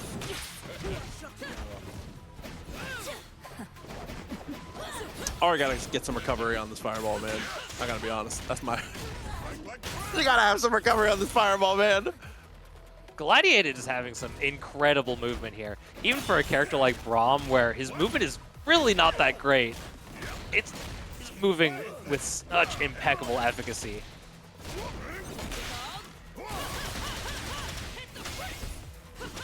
Just like that, doubling up. Just enough to take a kill as well as get that extra bit of resource, so still alive in this. Let's go!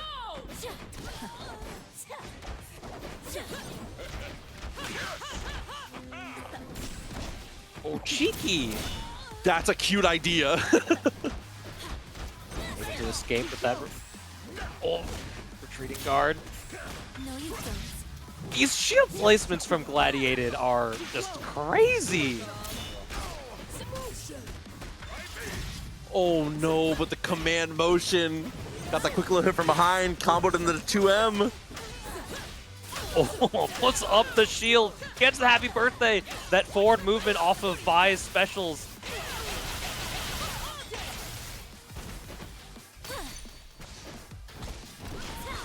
I thought it was going to be empty jump for sure. Appreciate the timing on the parry there.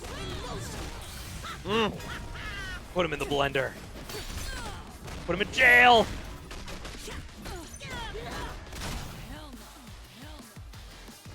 Solo Braum, once again, no unbreakable. Beaten up, yeah, but it's all good to go here. Goes straight into Shockwave to make sure we're good for it, and now into the 1v1. Roxy's got to talk a little bit more desperation in his voice, because when we do, we see the Braum comebacks.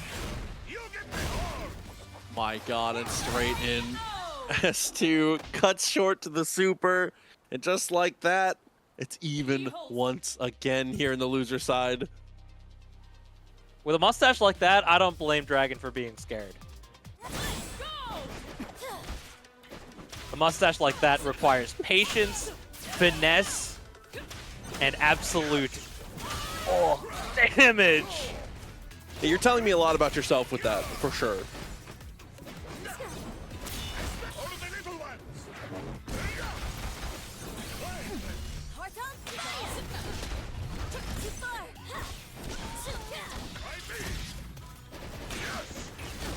All right, the brink at the end of her life. Oh, a little finesse with the movement there. Saw the retreating guard, knew we weren't going to be able to threaten too much. Swung like they had Unbreakable, but unfortunately not. And Braum's so big, he's hiding Vi behind him.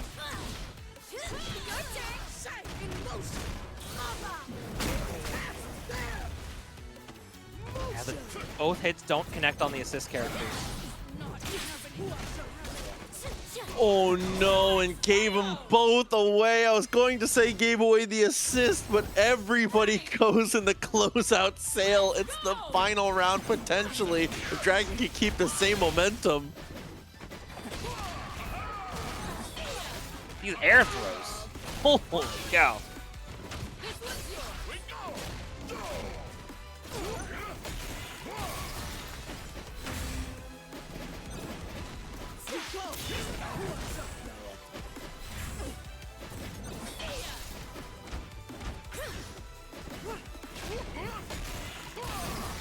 Okay. Raw S2.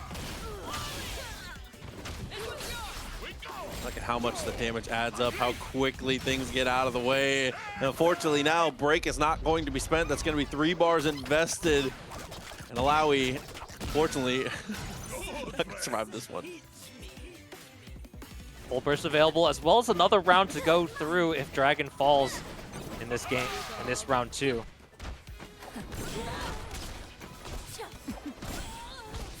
On full send on the air throw attempt, unfortunately doesn't quite find it. Still okay as we had a tentacle to be able to work with. Doubles up for the limit strike. This meaty spends the Fury. Don't look away. Oh, and this could be the difference maker. Obviously not going to kill, but this is both characters at below half. This is so winnable for Dragon. And no unbreakable either. This way. The snipe on Illaoi was spectacular, but the movement by Dragon is fully punishing.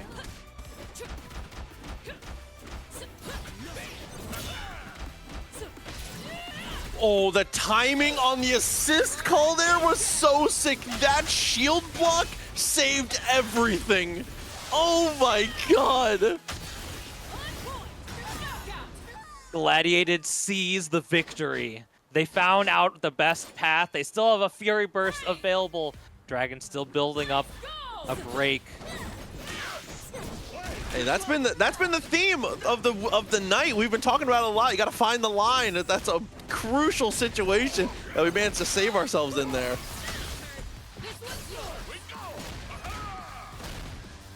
Put them in the corner.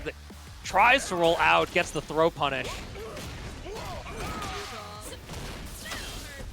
Fortunately, there's no break in sight. Oh no, it's just tag launcher after tag launcher straight in once again with the unbreakable applied. Just gets opened up, maybe trying to go for a stand parry, but the low beats it out. First comes out. Just let that rock. Makes it to the other side, the parry doesn't do anything. Fury now available. Dragon waits for Braum to escape.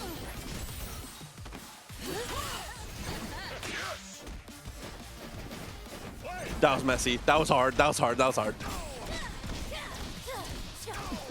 Bro crush here, big opportunity here for Dragon.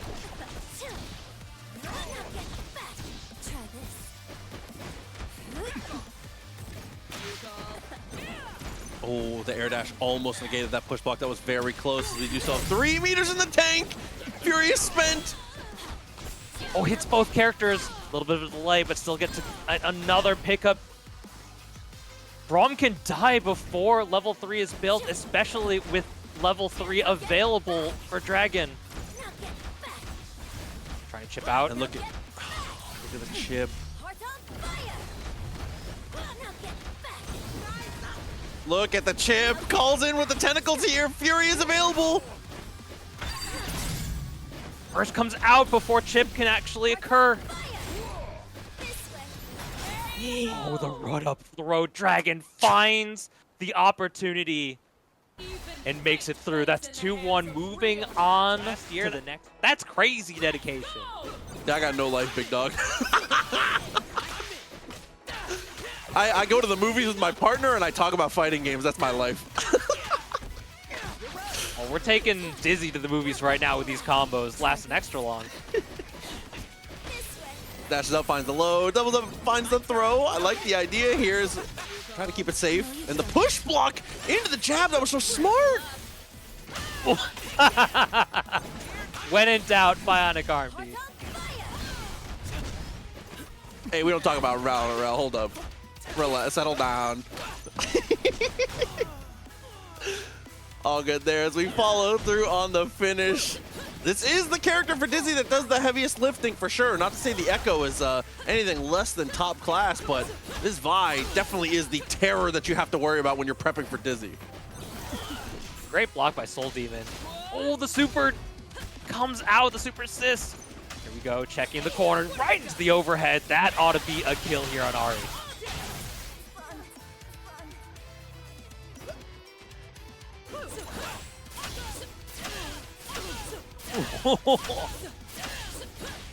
Oh my god, dude. Doesn't build a super in time. And this is what I was talking about. Like I said, this character is the big problem for Dizzy. If there's anything to isolate and anything to study, if you're worried about this guy, this is the one. The guts on them, just one up block there.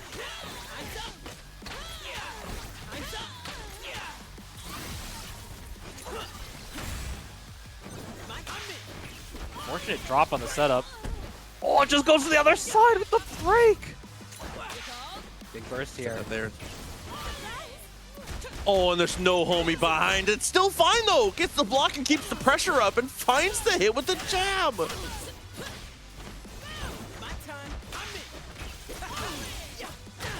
Oh, the classic, the classic. You just run up with the check and the cross through. Great puppeteering by Dizzy.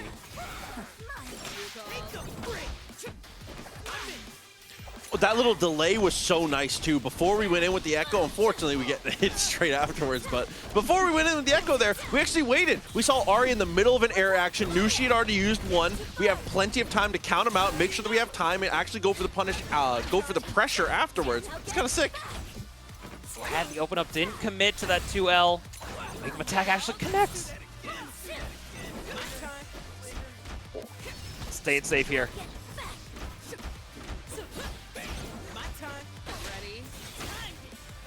OTG level 3. No, just going for the quick check. They're mashed in. Oh, that's a dead character. Dizzy up with the first game. Oh, and it's a horror.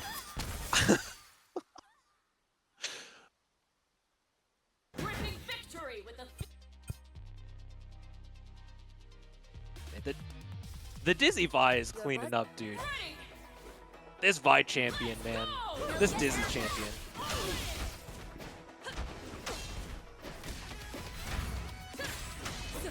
So early, too. Yeah, just immediately dialing it in. The full charge, the full follow-up, denting blows, and the limit strike sets us up, and the jab just finds the mark. We're deadly with it. Just full chilling, waiting for the assist to come back. Block string? What block string? Oh, it was still there. Dog, I know they reduced the active frames of Time Winder. I don't believe it. It doesn't feel changed. I know it did get changed, but you know, it feels like I still get hit by it. So, you know, maybe change it again. Help me out. Throw me a bone, dude. Dude, the Vi is just too good. Dizzy is finding all the angles at every single turn. It seems like we just have the perfect choice. You can't get away from her. In combination with like Vi's speed and Dizzy's really heads-up approach to movement, it just makes it such a deadly combination.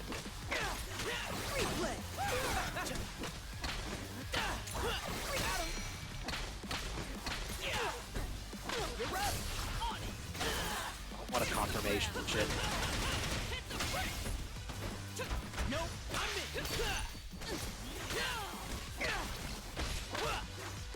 Well, that was cheeky. Doesn't have a clone up for a setup, just neutral get up.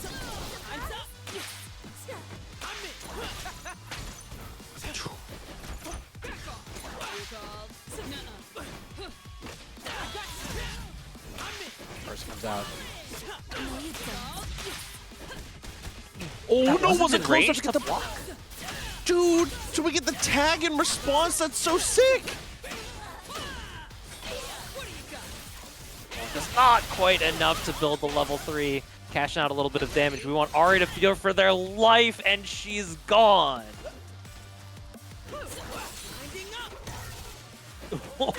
90 miles an hour right down the center.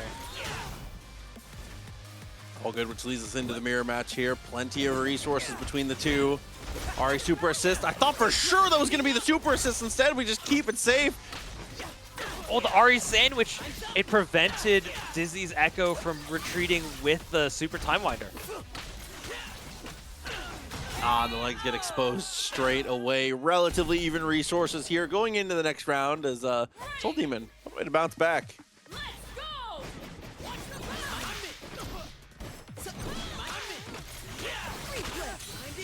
Oh, hits airborne, not going to connect against Ekko. It does actually connect against Ekko. Counter hit, they were always in hit stun until they hit the ground.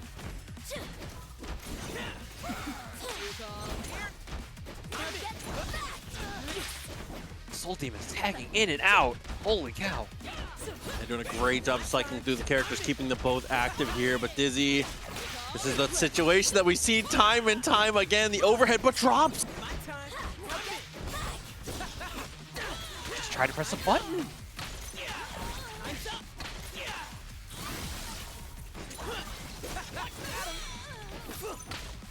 Little burrito going on, a little bit of a kebab. Burst comes out, SoulDemon wants both characters. I refuse to believe that cannot be. I had to take a second to process. I cannot believe that 2H ended up coming through.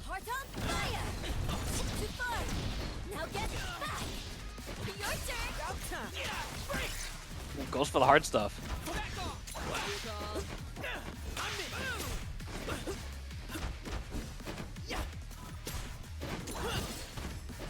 Dude, these techs.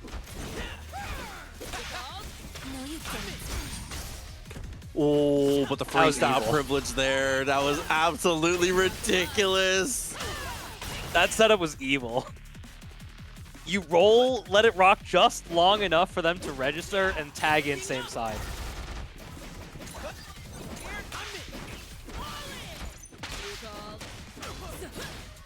Yeah, but once again, multifaceted! You leave the Vi trap, and it moves her forward to be ready for the mix-up. oh, that overhead has been so good time and time again for Dizzy as we are able to take it 2 games straight. With the exception of that one round, we were able to do pretty decent right now, by the way. It's pretty high right now. Dog, I logged on like 2 weeks earlier. ago, it was like 1,200, and by the time I'm getting any wins, I get 3 points. Yep. Once you're above like 750, it's like +3 or -9, and it's like, okay, man, like you got it. First comes out from Dragon. We're trying to punish the double tag out. We're right back to neutral here. Ahri on both sides. This is close. Got the throw. Crucial push block there, but Illaoi able to deflate it just a bit as we keep the pressure up.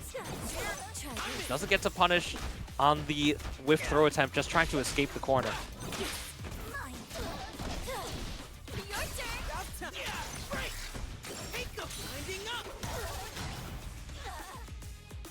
What a pickup here. Very well planned, well navigated by Zane.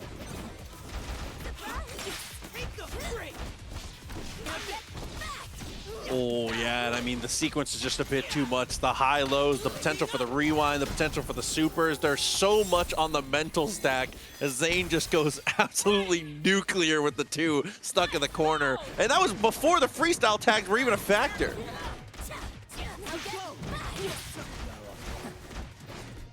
Oh yeah, the neutral jump there, pretty indicative of just going for overhead.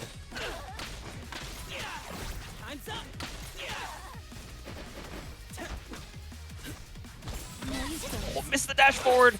Offensive burst, stay in the corner. I like that, keeping the momentum. S2 and looks for the jump over, the reposition, knowing that we were able to get the punish, so you might as well get the corner. That's so smart. Go for the quick throw reset, guaranteed to pick up with the tentacle. Oh, you're dead. You're done for. And the last thing you see, your face smushed against the wooden floor. Dude, all these bystanders, they're just used to the violence here. Oh, absolutely. none of them flinched when that couch completely came off the ground. Like, they were so ready for that.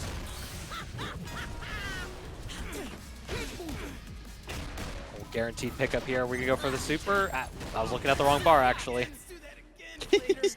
Nah, instead we just go for the jump over. All good to go. I mean, you're still in range for the tentacles no matter where you tech there, so Dragon can go for something pretty committal in the moment. Oh, using that movement to stay a little tricky, especially making it more difficult with assist available. Here's the pickup. Going for the tentacle super burst available for Zane. They're electing to stay in it. No, you don't. Oh my god, that dude. What an Ekko moment. Wait, that it slows down? Oh my god. Zane doesn't have burst here, though. We can get some tricky setups here. There's space in the corner for a cross-up.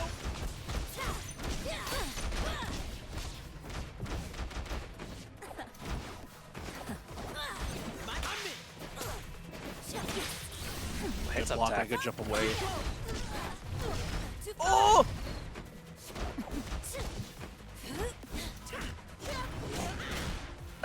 They blocked cross up there? Oh, still got the hit on the assist. Plenty of time to, no, couldn't go for the tag, I assume. It's now, here it is this time. Oh, attempted anti-air. Looks like it gets hit. This can be a kill. Needs to be a kill, I think. Yeah, very nice. Worth every single bar. Zane's gonna have quicker access to their assist here.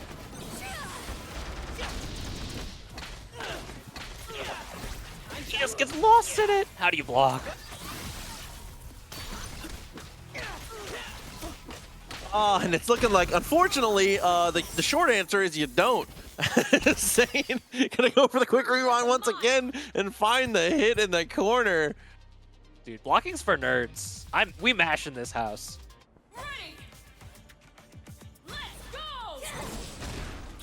Well, round start, forward S2. Now get back. Mm. Your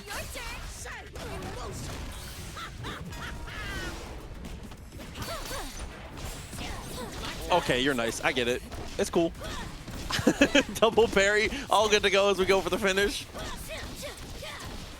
A little bit of a flex here with the cool combos. As one does. No, you don't. Reestablishing neutral here. The back assist actually gets caught out with the air spirit rush. Able to make it through. The burst just right when Illaoi disappears too. Well timed by Zane. Yeah, not only with the character disappearing, but also being able to make sure we keep the opponent into the corner. So sick on so many levels.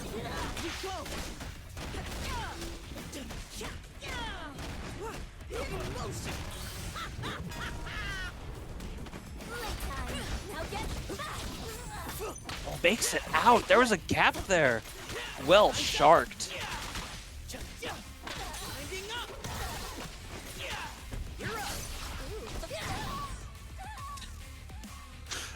Please don't talk about them dropping Jin and having him beat the monstrosity.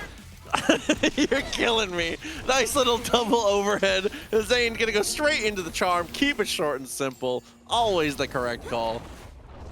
Give me your heart.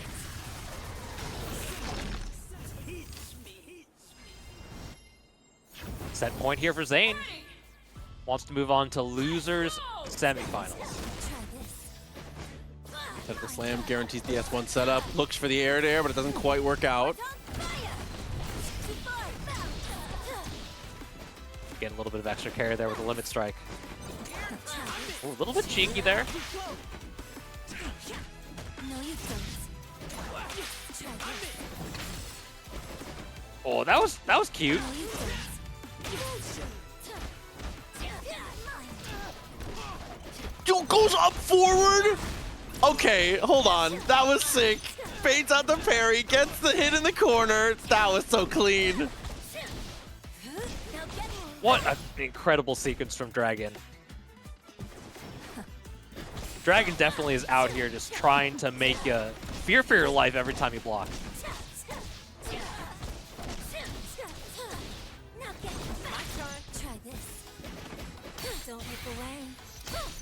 what a parry. Able to take the Kara parry attempt through the super freeze. Absolutely monstrous here. A little too far for the low. Empty jump. Also doesn't work out as we get the throw.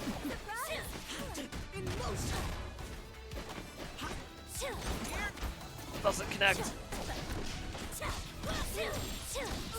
Gamers know this is not NRS Dragon. This is a Dragon I believe was a DBZ player before 2x kill, if I'm not mistaken. I think NRS Dragon like works for NRS as a tester now. Oh.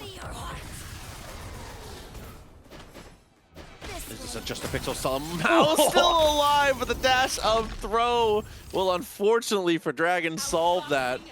Zane still had the Fury, still had some resources. To take a healthy chunk of change of that $350 we see in the Matcherino. But of course, there's a little bit of a longer path because this is 1st to 3 here. Gamers, I don't know if they're going to sell Riftbound there, but if they are, you're not getting any. I'm buying all of it. Sorry. I can't find packs. All my LGSs are completely sold out at all times. I'm fiending.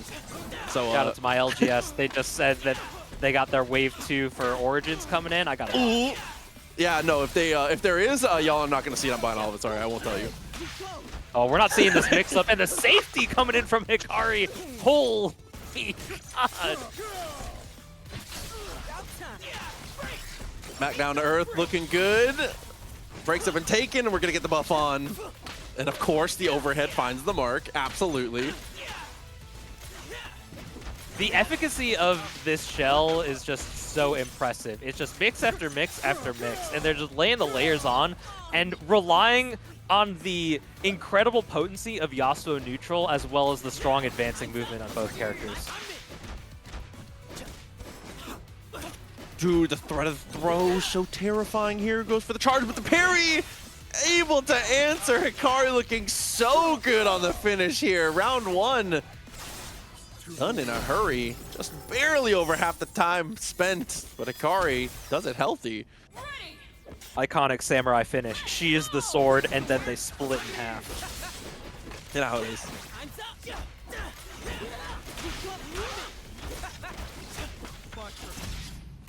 Burst comes out. Hikari wants this early, and they want it now.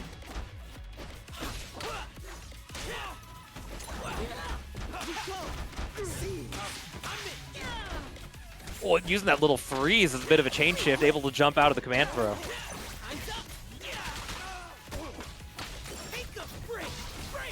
Are we able to get a limit strike here? Yes, we are. Oh.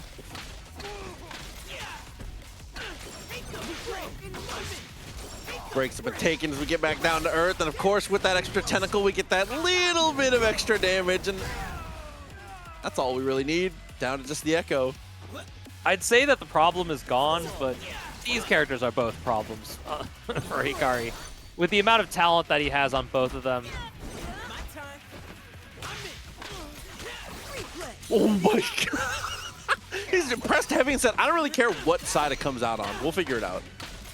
Limit strike here. Oh, just a little bit too late. Yep, that's punishable. Fury Burst comes out. The burst comes from Bleed. Oh, that retreating guard into the 2M. Tries to beat them to the spot, but in the end just finds it on a jump in. There's a little bit of neutral coming in, able to punish, but that's a light starter. We're gonna probably go for a limit strike here, get a little bit of extra meter, and the setup comes down.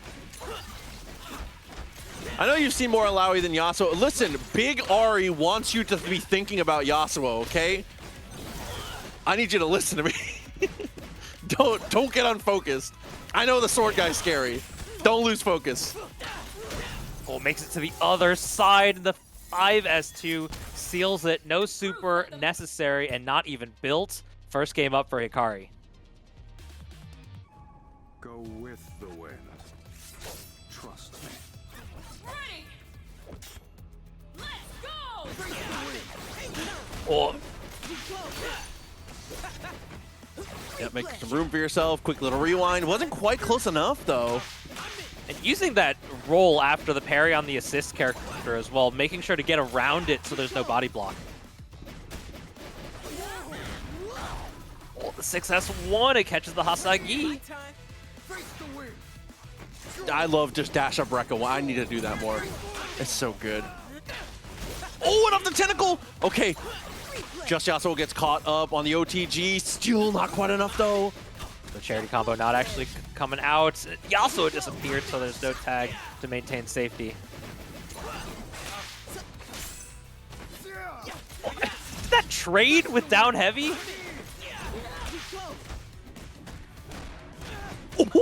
It finds the jab. It just all works out beautifully. Get put in crack in jail.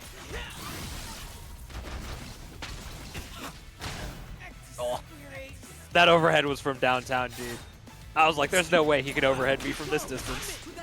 And you cannot like Ekko, but you cannot deny the sound design on his moves is so satisfying. The crack when he hits you with stuff like the overhead or his heavies is so good.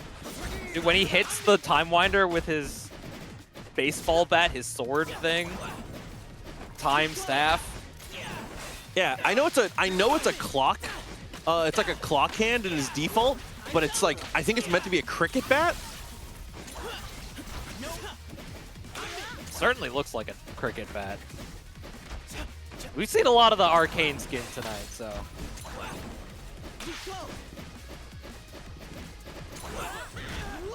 Dude, Rekka 1, I'm telling you, I gotta use this move more.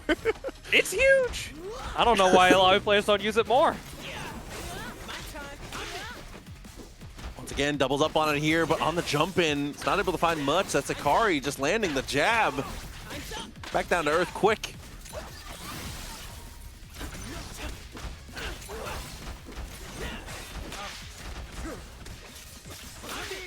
I lost him. I didn't see him. I'm sorry. I got hit. Fully. I got Hellzone grenaded there. I actually couldn't see what was happening. Truly, I could not tell what was going on. And unfortunately, neither could Bleed as Hikari evens up the rounds. Is halfway to victory now. The wind wall still able to eat out that Ekko Time Winder. We are getting an unbelievable amount of mileage out of Get Up Attack, by the way. It is actually crazy how much Get Up Attack is hitting. Dude, these players, they just want to do their sick Oki, dude. They want to do their sick Oki and they're not thinking about it. So stop being a nerd and DPing. Just let me run my stuff. It's like Gandhi, dude. Y'all remember?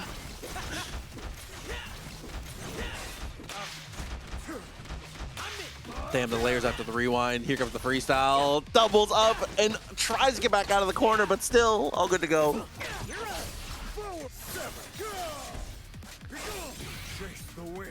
Oh, just built it in time.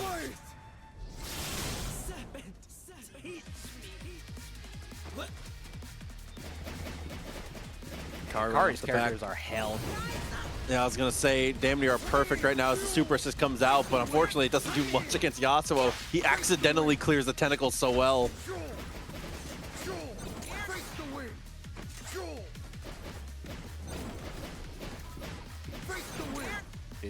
Zoning Yasuo, low-key some of the best zoning in the entire game. He's like that. Oh no, and of course the freestyle privilege there gets the S1, and with Ekko already out, it's just one button away. You got like 20-something frames. You got plenty of time there. That's 2 up. Lead showed some very strong semblance of a game plan quite early on, and their game plan is incredibly strong. The layers definitely hit and connect, but we're just not getting these open-ups in neutral. It's the potency of Yasuo that seems incredibly tough to crack. Definitely agreed. That's been the character that's been the biggest issue, as once again, Get Up Attack for both players has been getting unbelievable mileage. Able to move in. We have the anti-break, but it actually connects. We go for the punish, but we don't get the connection.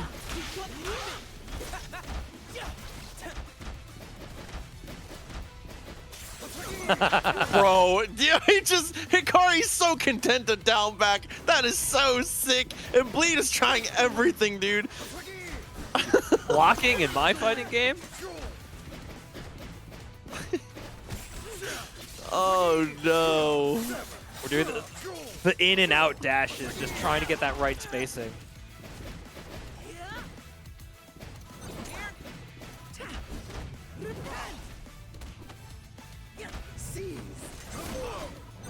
A reaction, and Zips on the way out, able to get the pickup.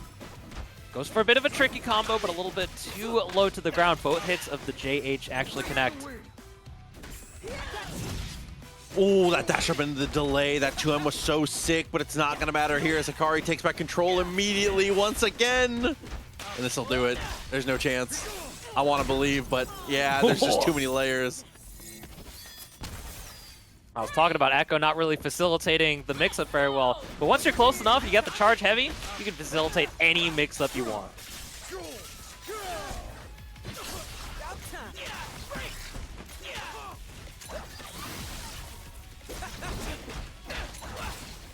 Okay, good block. I get. Like, what?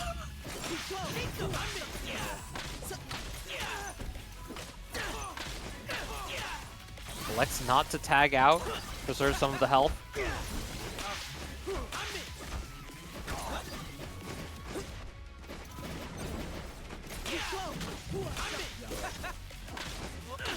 Okay, that was good brute force there from Bleed to be able to break that open.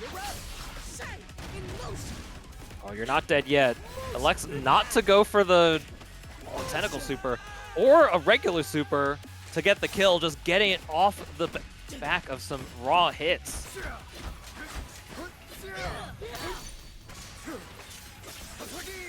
I just knew the timing of that situation so well. That's crazy.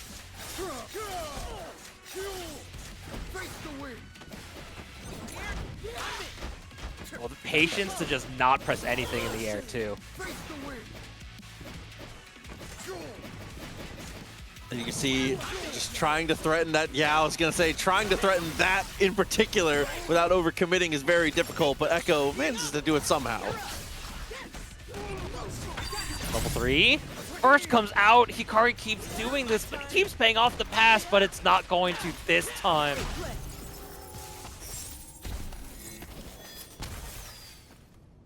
Cut through and finish up around a piece now, but Hikari has been able to clutch these up again and again. This time might be different though, because that is a hell of a touch on both. Yeah, because he hit the assist character, he was able to connect against the point of the tentacle summon. And we did baby's first combo there, safe and simple, no reason to overextend it. That is a dead Yasuo. Working on a perfect so far. Ooh, that stand medium. And that is actually, I think, a perfect for the finish there. What an open up and what a way to answer back. Bleed tiles in for that final round and gets one on the board. Instant rematch though. These players, they're fighting. They're scrapping.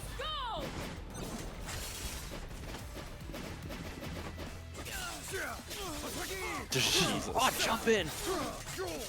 I swear that has to have been the first time that Hikari even represented that so far.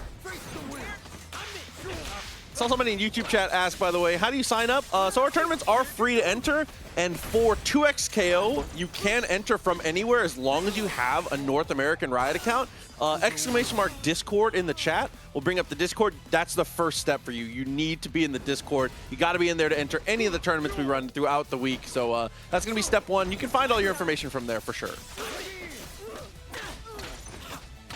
Maintaining corner here with the tag out.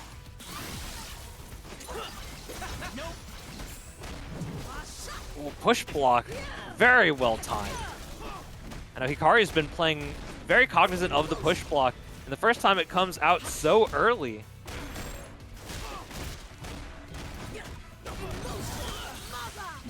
Back down to earth and able to equalize here. Resources, relatively even actually, just a life deficit. Kind of a tough thing. If Hikari gets hit, I wouldn't be surprised if a burst comes out. Oh, we were trying to... I respect that. That's one of the weird things. Oh, no! Hold on. So much just happened there. Still okay. 3 meters still in the pocket as we take a step back in the stance. Great usage of the push block, getting through the dash cancel. But because of the dash cancel, Fury's about to run out, and here it goes. He had him. He had him twice. Gets him a third time. It's all good to go. Set point here for Hikari.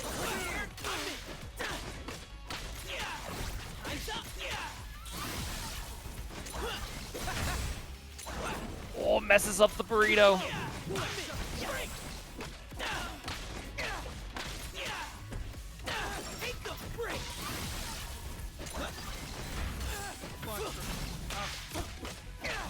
Oh my god! Actually unbelievable, but to get him attack again, we don't care at all! Be able to get the kill here with the super.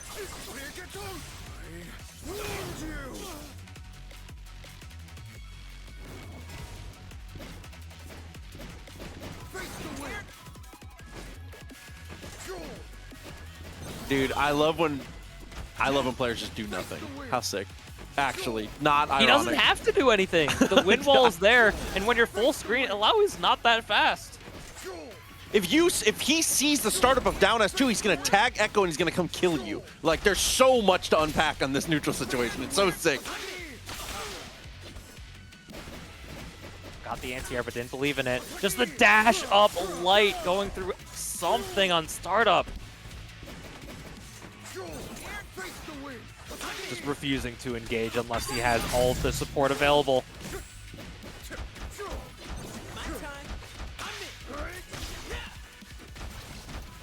Oh, okay, nice stop. Rage comes out. Oh, Ekko's down. We have nearly a full Yasuo and nearly a full Fury.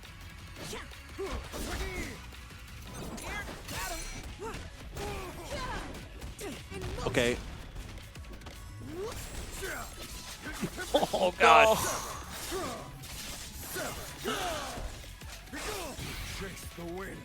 Oh, dude, just tags out. Just knows they have time. The Fury was there. There was so much to have to deal with in the moment, but in the end, Hikari, 3-1. That's gonna be One thing in common across all the teams. Listen, they got some time manipulation across all of the shells here, but the big difference being, obviously, the the playstyle is activated by these second characters. Vi, a little bit more aggressive on Dizzy. Zane, a little bit lamer when it comes to the Ahri here, and so far, the aggressive nature seems to be the correct play as Dizzy finds the hit. God damn, it hurts when Vi finds that hit. This is gonna be close to dead. Not quite enough. Ekko is very delicate, but very late in the combo. Oh, just right in I80JH.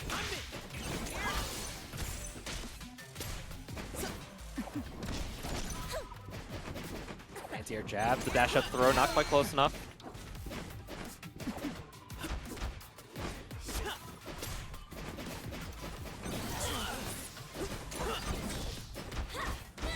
Oh, thought for sure we were going to die for the time under there, but it's all good to go. Like that little jump back. Well, the movement working out quite well, but the 5L from Ekko, it's so tiny. It's so tiny.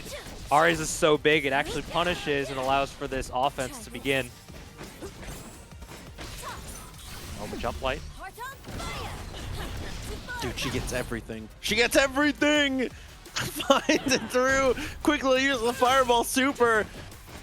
I imagine there was a world where Riot said, you know what, let's give Ahri access to super after a grounded throw, and I'm glad we don't live in that world. Yeah. I'm pretty appreciative of the place we've ended up in, considering. Doubles up with the S2s here. Here comes the orb. Still not quite enough. Is Dizzy gonna have one more chance? But the chance is quickly thrown away. Unfortunately, not by Dizzy's choice. Zane is carrying round one. Trying to catch Ahri, the runaway. Oh, the stand lights, though. They finally ground her.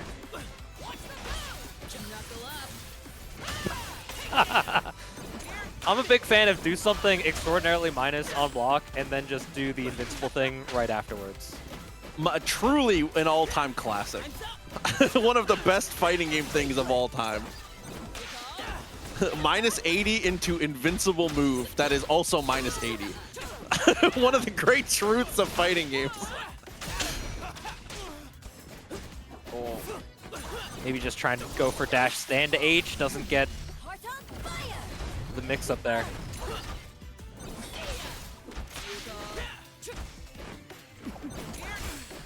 Trying to go for a throw crush.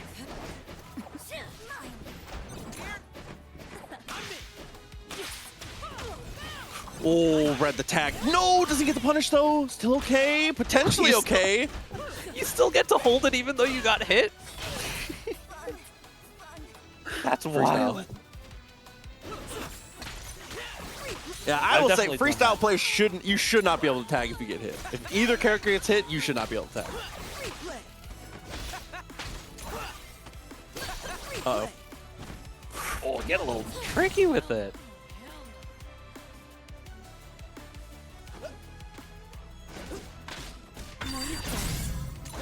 Oh, aggressive burst here. If you get opened up, though, you're dead. Oh. On both sides, Zane seals it up with 2 games straight, 2 rounds straight here. This is just the first of 2.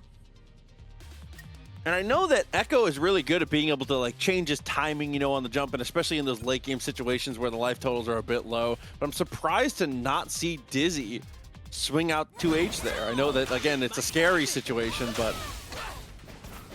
2H in the corner, I feel like I pull myself out of the corner by trying to anti-air my opponent and just get cracked anyway. True, that does, yeah, that happens.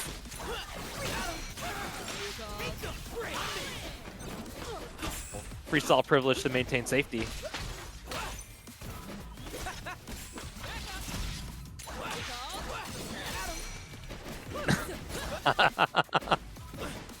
You know how it is. Little time wander action. And we just... Crater is made! Gets the jump in! No punish on the Ahri, but still gets the tech chase. It's the second time we've seen Dizzy try to go for the big pickup, but the forward movement on the stand medium pulls you onto the other side.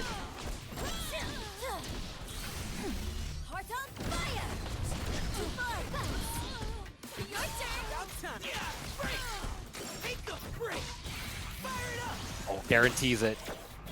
Doesn't want to risk the level 1 not killing.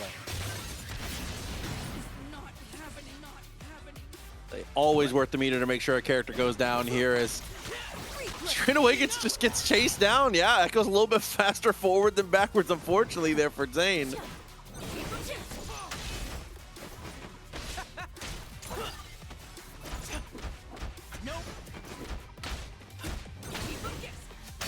Oh my. Accidentally super assist. What a parry. There's so much delay there.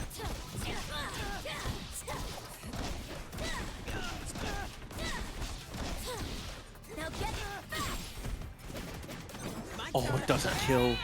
Zane, you already had burst.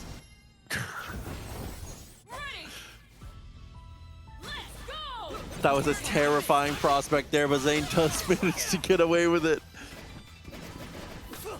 And there's movement from Dizzy, but the burst comes out because Zane clipped them with the stand medium.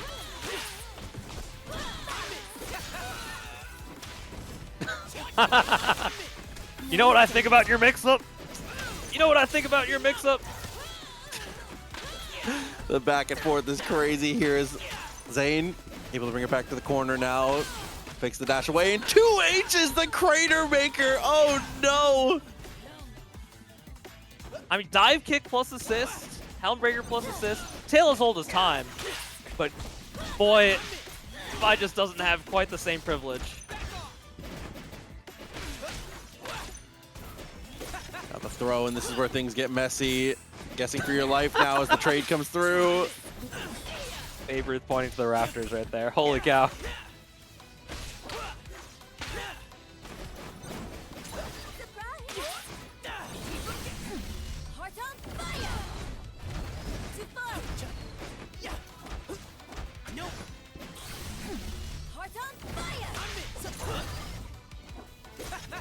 Well, build your own double down there. Don't get me started. Nice on the overhead. keeping it rolling. Doubles up on the overhead, but you waking up with the normal. Does it pick a top tier? I like robots too much, man. It's my bad. Your buzz.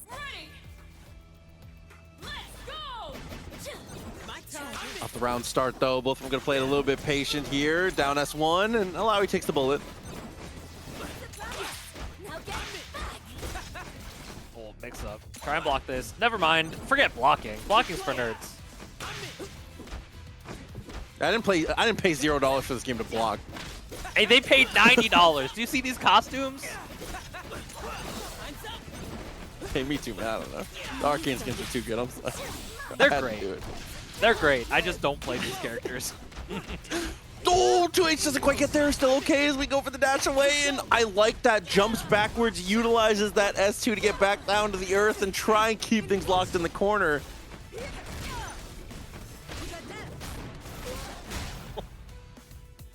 Kill him without super here.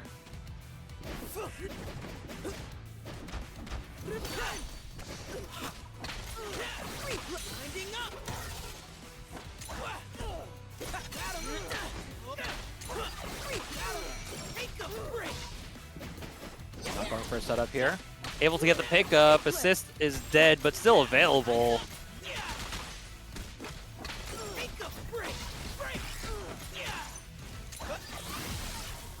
Okay, set it up one more time.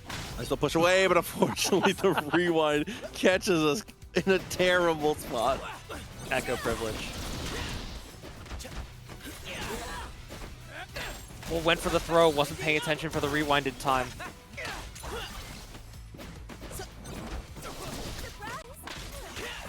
Cold Star connects. We're in the corner. I see the assist being pressed by Bleed. I don't know if they're mashing a burst or not. Oh, question answered, and unfortunately, Tostro, I think you were right. That's something that I've been doing lately, paying attention to the little insignias. My next level strat is just pressing assist and not pressing burst. I'm glad other people look at that sometimes, because I'd be looking. Hashtag noticing, dude.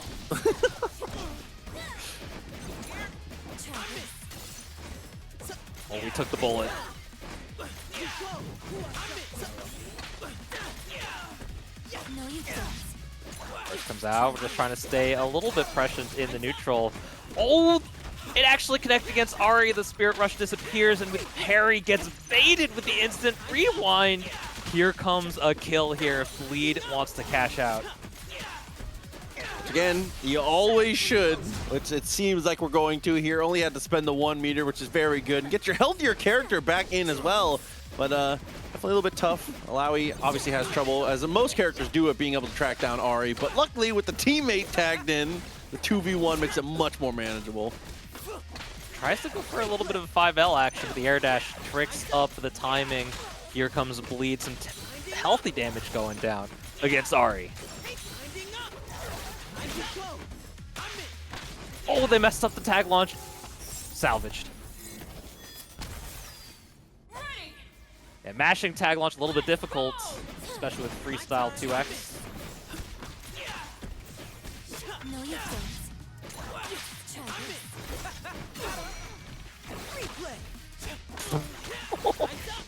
Ekko privilege, dude. Yeah, you know how it is. Over here with the double up, and oh, Zane down to the solo Ahri for the second time. You hate to see it. Still two full health characters on the side of Bleed. And now chip damage taken.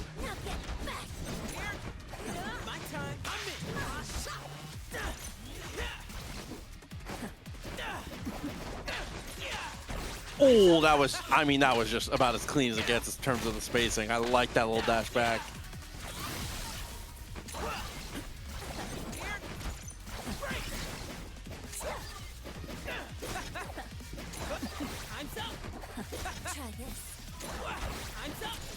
Patient gameplay here. The delayed Foxfire connects. Oh, same side. Unfortunate. We got a little mixed up in the end, and Bleed is going to take this first game here. And this is losers final, so it's first to 3 now. But we are still in the money. I was not expecting that medium to catch. That was sick. Allowing mediums, they kind of go, dude. Yeah, we don't talk about those. Those better not get. I need those. Oh, twice. Same situation. The stand medium finds the mark again. I mean, they did nerf crouch medium That by one like 1 frame. Yeah, it is pretty good. Still good though. You know, in situations like this, obviously still working out. Close to the corner, but not quite. We're gonna be able to get some pickups. Easy. Oh, not. I think the corner made it a little bit too far to actually connect with the tentacle there. Yeah, put us in a weird position, and then on the non-blockable, end up working out. The air-to-air, and knowing we have a Time Winder, but doesn't actually get the knockdown into the Time Winder. Very heads up from Bleed to get the chip damage. With a tag like Bleed, you know they're looking at those health bars for chip.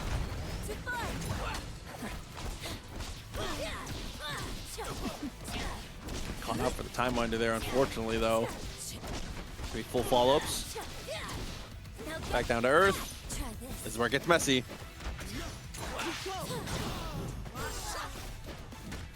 The down forward Spirit Rush wasn't quite fast enough on the trigger for the Ekko assist. Here comes the level 3. That's Ahri down and Bleed up around. Just making sure that Fury is not a factor. Bleed once again halfway there. Gaming around now, looking very good. Full break for Zane, so expect it early in this one. Don't want to give them the option to use the burst.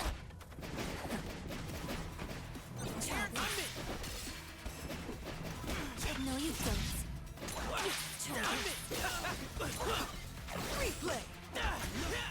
Oh, I didn't realize that was a held clone. Yeah, sometimes you sneak in the volatile ones. They're so good in the ending. Ooh. Okay. Saved it out of the air-to-air. Still good as we reposition for the freestyle mix-up. Here it comes. We've seen Bleed go for that a few times so far. The double overhead.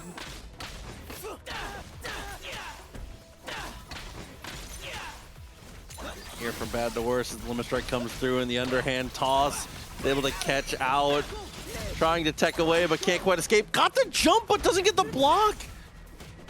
Bleed has been pretty aggressive with their usage of burst meter. I'm not surprised that they spent it here.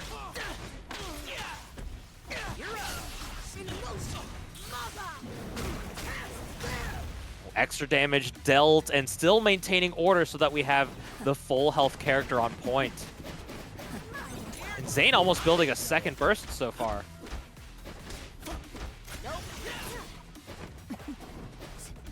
Definitely the power of having Ahri on the team as well as being able to go for the early break, but gets brought back down to earth. Early tags. Reasonable time as the Fury's still available.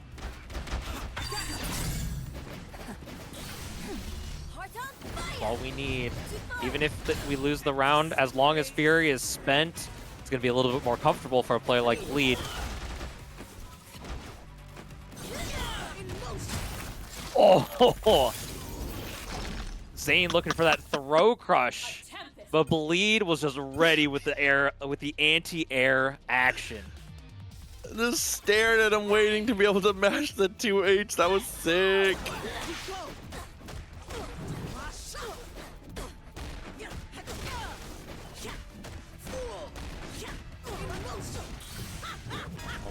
Put him in jail. Triple tentacle into the tag. Ekko able to do the dirty work from this situation. Triples up on the rewind. In the end, we take the hit, but we still manage to survive somehow. Oh, catches the throw attempt. Still able to make it out with the late stock. Foxfire able to connect.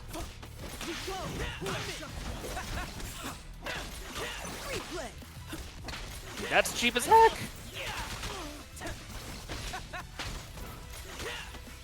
Speaking of cheapness.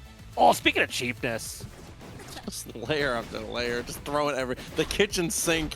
Actually unreal. We go for the dash up, staggered pressure, not gonna work out as Ekko finds the cross up. Even there, it's a quick little throw to cap it off. Bleed is on set point. Man, I wasn't even sure the down S2 would actually connect against the point character, but having the assist made it extend for a little bit longer.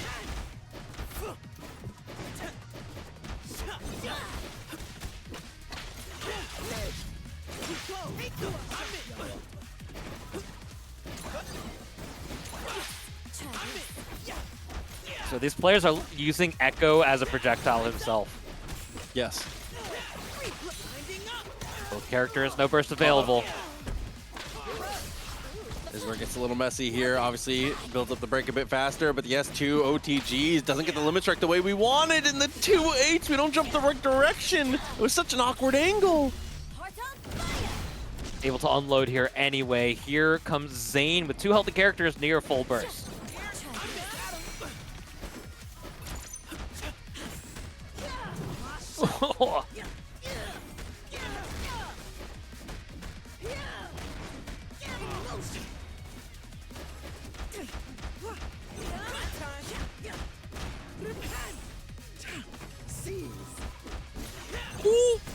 Had a good read. Misses out on the parry. Not going to get the Fury back in time. I think this is going to end up putting us to another round here. I don't think Bleed is willing to spend the resources in the end. Yeah, build your own DHC here with the double super. Oh, Illaoi's pretty big. But backing off, making sure that we can get a special to chip out attempt. Very intelligent from Zane. Tied up on rounds, but still set point from Bleed. Jumps right over. Accidental super. Yeah, this is bad. Getting that meter vamped out as well as immediately losing out on the hit. Limit strike into the fireball. Not going to work as we go for the tag.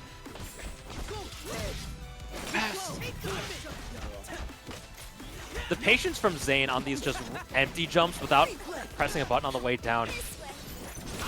It's absolutely impeccable. Because Bleed has been so ready to just anti-air and just hold ground and hold space whenever they're doing the send Ekko forward into like down S2 with Illaoi shenanigans.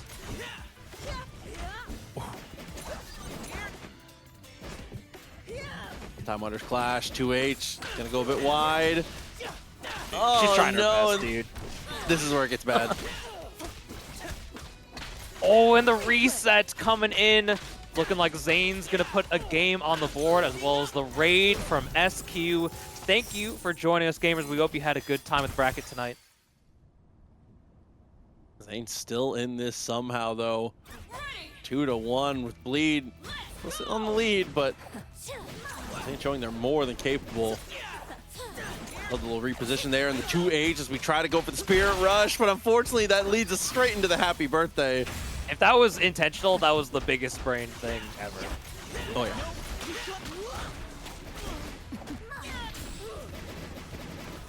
Get your hands off of him! Next button in that string with the 2H as well. No! I mean, Executioner, maybe that was a weird spot. I think there was some tag out shenanigans trying to be set in motion, but tag in motion, tag out shenanigans done directly back to you. Here's the anti-air. Yeah, Time Wonder made that really messy. We got caught in an awkward juggle situation that Illaoi is always going to get the better of here as we find the pickup. Move it down to the 2v1 once again. I feel like this situation has come up just over and over for Zane. But up to the Ahri. Oh, right over their head.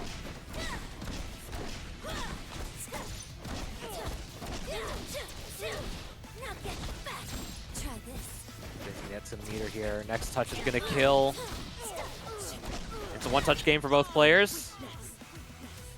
Maybe a little more if Ekko gets a weird connection. Don't look away. Oh, bye-bye.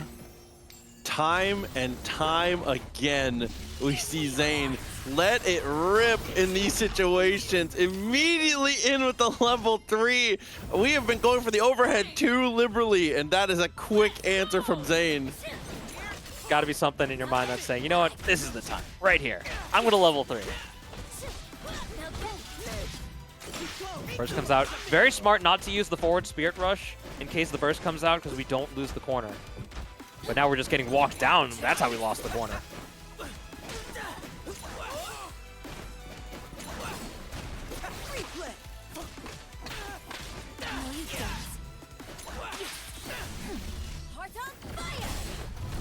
pickup puts us in a weird spot though as the Ahri orb gonna save the day. Didn't have another meter to pick it up though, so had to just go for the tech chase. Well, the first time we see the down S1 come out for lead. Yeah, every other time it's ever been attempted, it's just been ineffective. Finally finding the mark there, but unfortunately, oh, not unfortunately, it doesn't matter about the drop. He still got the kill. He doesn't want to engage either. There comes the JS2. Oh. I swear, the only time that it's not hitting the forward S2 is when we're just fuzzy jumping out.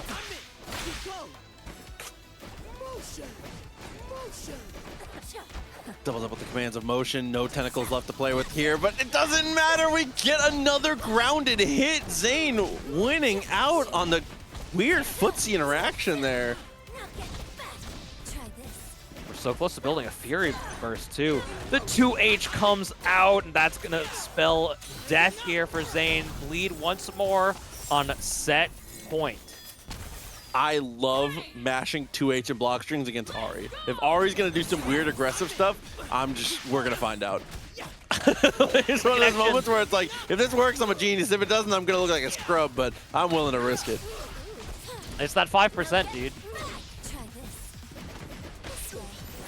It always comes back to the 5%. Very brave burst from Bleed. They want to keep Illaoi alive, but Illaoi's on borrowed time here. The double with the retreating guard, as well as the bait on the parry attempt. Meter out of the pocket here as we get the trade, get the victory. Potentially, Ahri just barely falls out of it, though. For a little bit of shenanigans here. Able to make it out. The auto correction on the S2.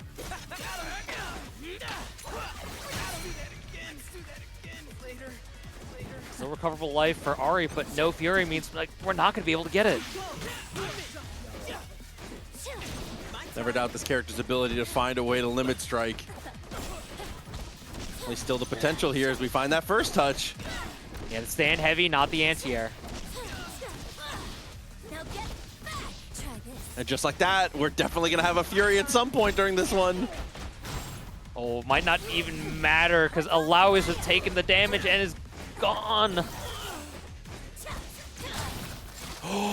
And the super assist as Ahri just down back saves the day again. Zane is building a hell of a comeback and Bleed is crumbling a little bit here.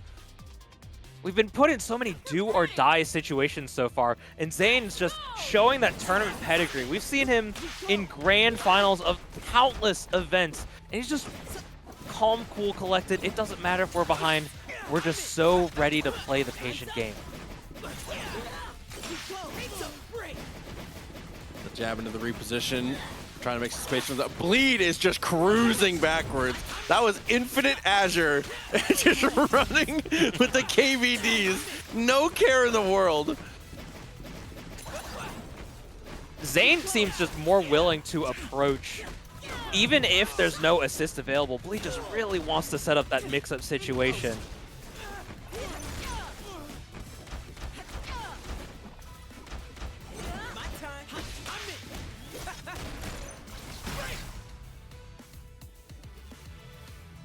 Perfect timing on the tag with the throw, though.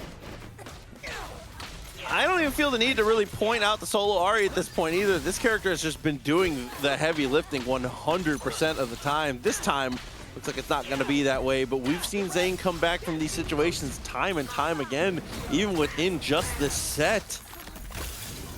Yeah, it's once again set point here for Bleed, but we can't count Zane out, especially with the team available, as well as so many opportunities and access to limit strikes going to make it a lot easier.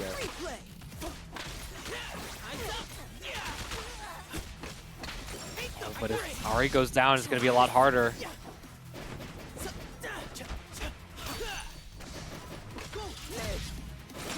Jab, love the parry. Trying to go in with the projectile there. It's not going to matter as we find our air-to-air. Bleed fully back in control, sees the roll, gets the throw, and that's an OTG, of course. I mean, just juggle, gets a jab. Oh, the mash! What plus frames? Dude, what a block though, as well as the punish, as well as the pickup. Everything about the sequence is crucial for Bleed. This down S2 from Illaoi is just so tough to deal with for Zane. So able to check her with the air down heavy. And the pickup off the ground bounce. This ought to be a kill here, just a tag launch into super. Yeah, and just like that is able to secure it. And I'm glad you pointed out the down S2s from Bleed, because that move is extremely difficult to use against Ahri, I feel like. As well as the gamers from Zane FGC, thanks for the raid. We hope you have a good night. You had a great tournament run, but this is grand finals now. Hikari only has to win 1 set, while Bleed has to win 2 in a row. I'm messaging the admins, by the way, about the gambles. Chat, don't worry, I got you guys. Here's the setup, back to back. We rewind in and out, get this setup going. Oh, the cross up, the cross up. Only a little bit of chip damage done to Ekko so far, and already in short order, Ekko on Bleed's side is already done for.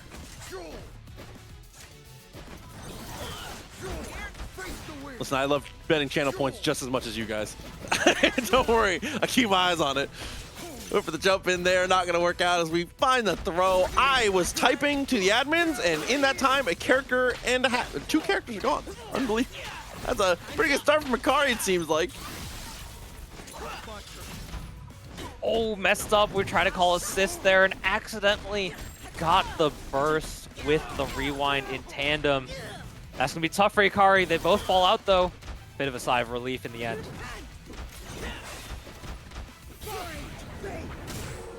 Oh, you can't buffer tag out in level 3 freeze. That's the connection, and that's a dead Ekko.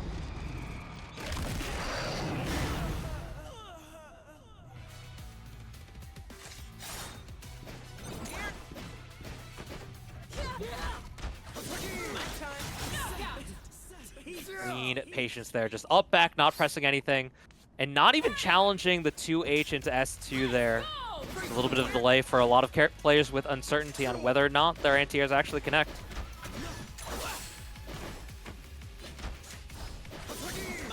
parry. Oh, a lot of messy stuff. All good though. One of the great strengths of Yasuo, I think he's one of the best characters at just absolutely disengaging whenever you block something from him.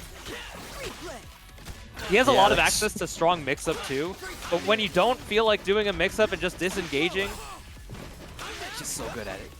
Yeah, he's the goat at just being like, yeah, I think I'm good.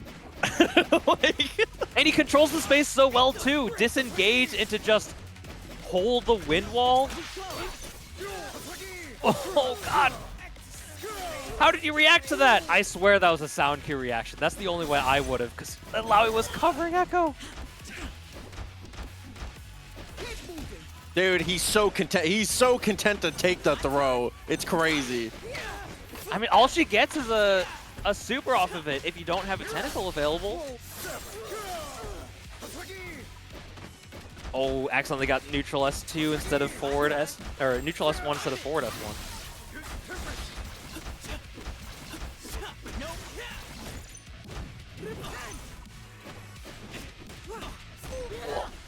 The hit rate on these forward S2s from Bleed is just so good at snaking them in.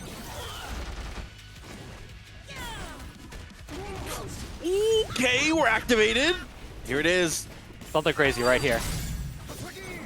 I love the Fury. I think that's absolutely the right call as Hikari. If you're feeling confident, which Hikari always is, you always want to bet on yourself. That is a fantastic Fury from Hikari. Plus, Hikari go for the loves Fury. to do... It gets back to mid-screen. You have full screen to run. That's just, sorry, just, it's perfect. He just loves... Hikari clearly loves Yasuo, because I feel like we haven't seen Fury Ekko unless it's absolutely necessary. Oh no, Time Winder! I thought the Time Winder would have gotten eaten by the wind wall. Oh, he's at 5S1, he stuck his hitbox out. Okay. It looks like Bleed is trying to embrace some of the do-nothing that Hikari brings to the table. You know what I'm saying? Like,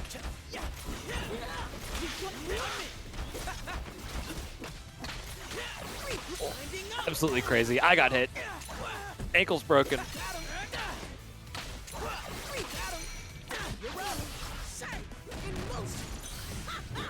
back down to earth. Here it comes. And off the tag, we get the jab. Mashes at the perfect timing. I think there's an OS to catch that, and looks like Bleed had been going for him the entire night. Must have made a small mistake that, just leads to so many errors, and it might be an avalanche.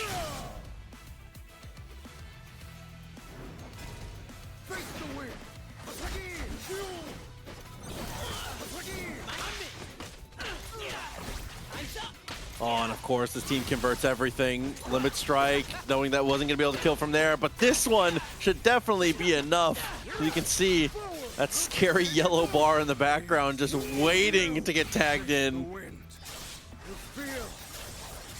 Ugh, that's rough, buddy. Respect.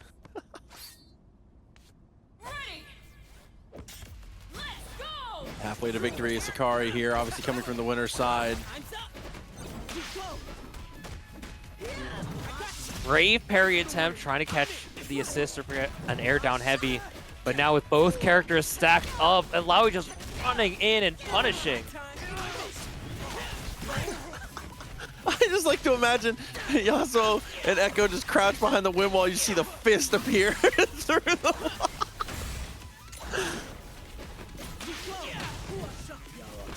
Good check with a 2H, preventing any sort of tag out shenanigans.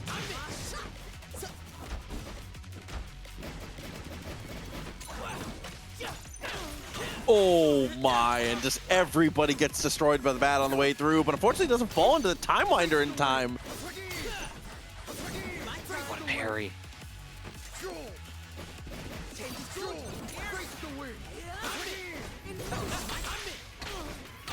Ooh, the assist call. It interrupts the attempted roll there from Hikari trying to set up.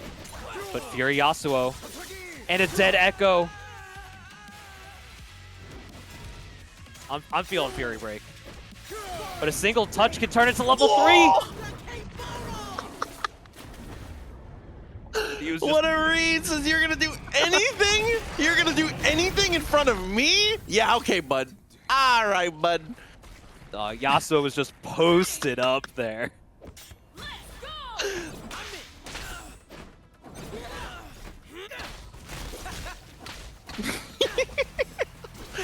All good. Can't quite bring it back down to earth, but still okay as we reposition 2M on the Yasuo, as well as the... Oh, I thought for sure we were going to get the juggle instead. Just going to keep corner. The tag freeze might have helped block that mix-up in the end.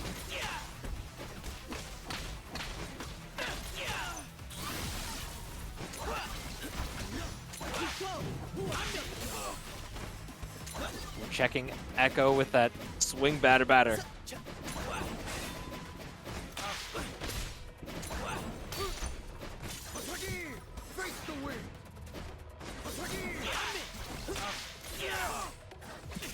Freestyle slop, dude! The reposition, the double 2H! It doesn't matter how good Ekko is at changing their trajectory! It doesn't matter if I have 4 2Hs on my side! One of these will hit. Oh, what a pickup! Able to get through. No standing reset necessary. We're just going right into the Oki shenanigans. Goes for the kebab. Oh, she's so fast. Fury finally runs out. Yasuo with Fury available.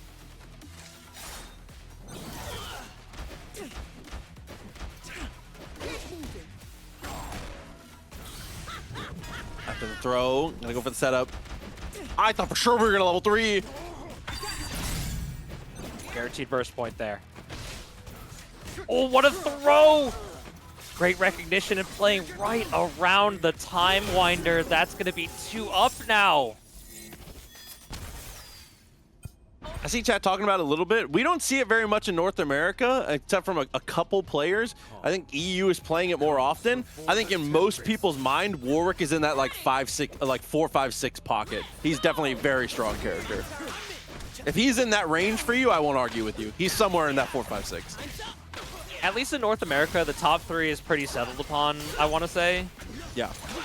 Like Ekko, Yasuo, Ahri in some order, based on what you value is probably how you differentiate. Yeah. Some pros call him top 2, top 3. I mean, everybody's entitled to their opinion. I think he's a little lower than that, but I think it's undeniably extremely strong. Oh, that's a dead Ekko. But here comes Yasuo.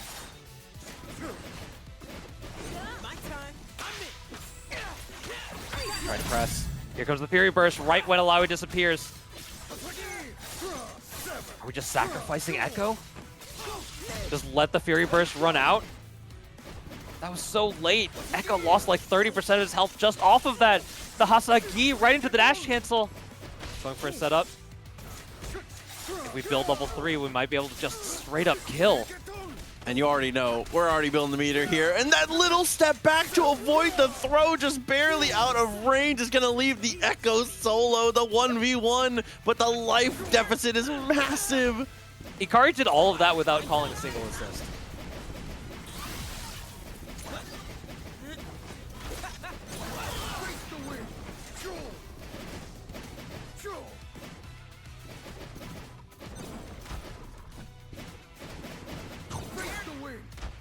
Wait, I'm see holding what my he's gonna breath, do. dude.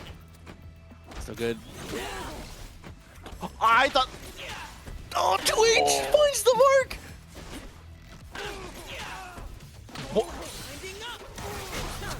You know what? What? I'm surprised he recovered in time for that one. 2H on the way down. Beating out the jump light from Hikari.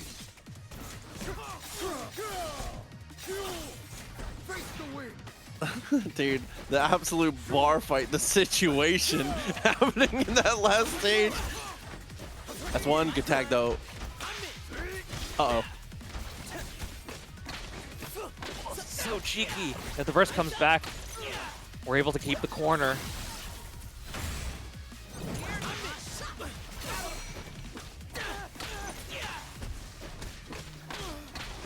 Low to the ground, we get the side swap on that. Okay, you're clean with it. What else can you do? Gets the hit again! But it's hard to even be excited for Bleed there because Hikari's Yasuo, like you said, dismantled the team solo, truly solo, Juggernaut solo last time. There were no assists. Oh, but they went for the guaranteed punish point here. Level 3 available.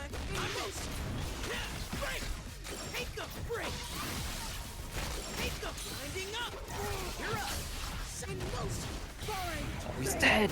Holy cow, he's dead. Damn near a touch of death, as this team definitely does. One of the nice things we bring to the table with Illaoi, the strength of the goddess. The damage is ridiculous. We're fighting back. Get too close to me. No sweeps here.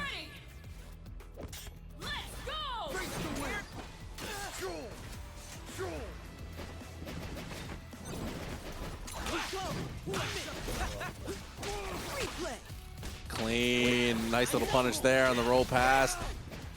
Even though we escaped the guaranteed mix-up, just having the threat of the anti-air has Hikari just coming down, not pressing a single button. And that's how we set up that roll there. And now the bait with the charge S2.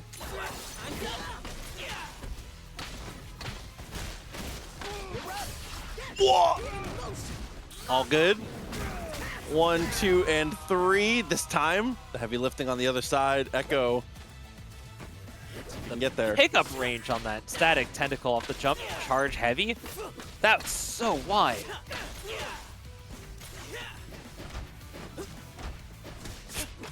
Into the hop over. Thought for sure it was going to be a rewind there, so it was a little bit of hesitation, it felt like. Oh, these up backs from Hikari have been so strong.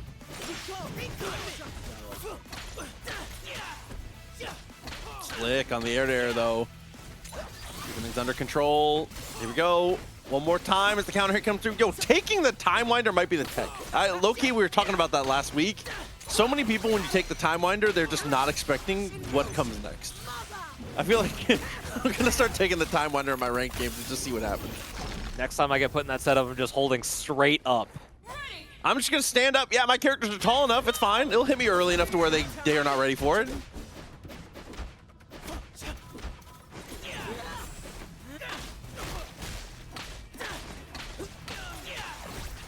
Not doing any funky roll shenanigans. Keep the corner even if a burst comes out.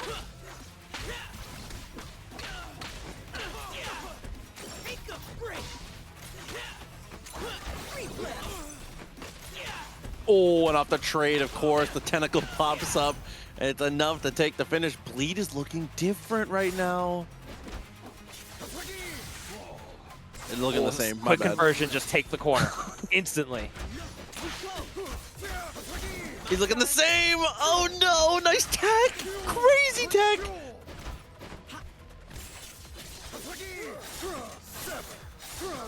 Playing cognizant of burst, but not letting it overrun his mind. There's the back throw though. We can escape. Yep. Oh, a little bit Every too time. far.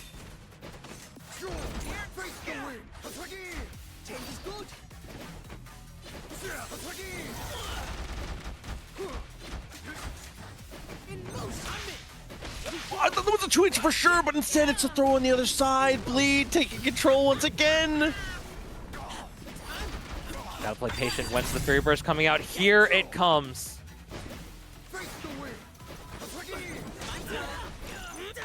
Just right over the Hasagi.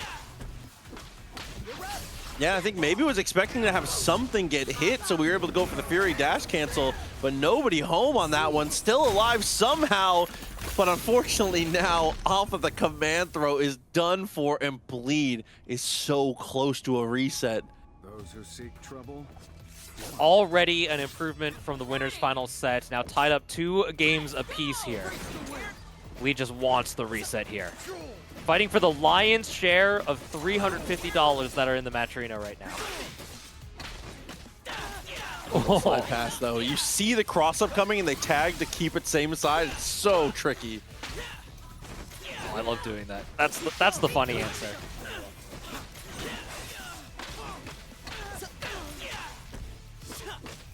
I see y'all talking about characters getting released, by the way. The only bad thing about them getting away from Arcane means that we're in the Mbessa waiting room, because that character, man, I'd have taken another Arcane character if you guaranteed me it was Mbessa. She's too sick. Quick little low on the cross up though. We keep her pushing. Lee in a bit of trouble. Just goes for the meaty strikes rather than trying to throw. Oh, it's huge! It's huge! Oh no, it's massive! Oh wait, no! We were mashing? It works? What is... What? And you're winning now? Okay, hold on. I have so many questions. Someone's gonna have to rewind that one for me and play it in slow motion. I need my yellow circles and arrows. I need my John Madden on that. When it whiffs. Oh, but the throw Hikari restabilizes after. What a messy situation. The scramble to end all scrambles, and Hikari somehow comes out on top. We were able to escape the down S2. No punish on the Time Winder.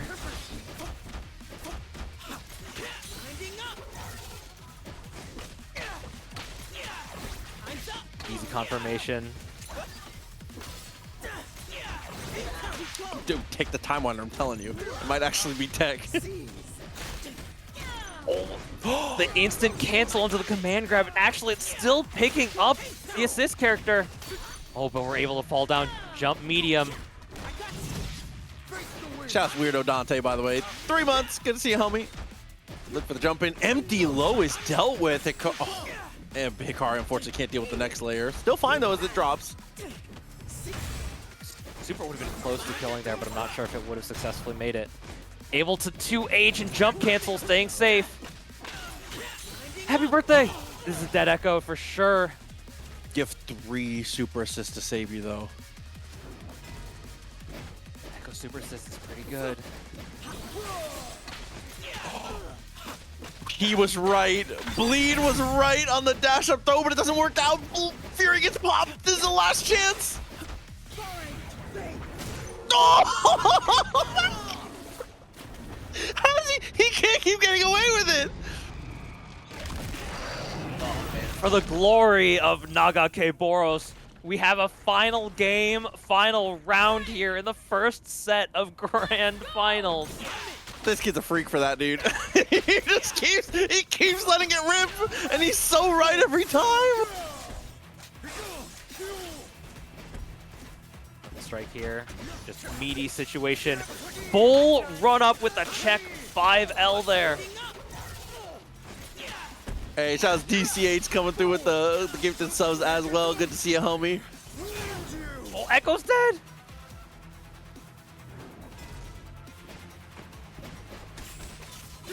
Oh no, and that might do it. That might actually just be it. Hikari doesn't feel like it's enough. We're just gonna go for the easy setup. Strike throw, here we go. We don't go for the kill.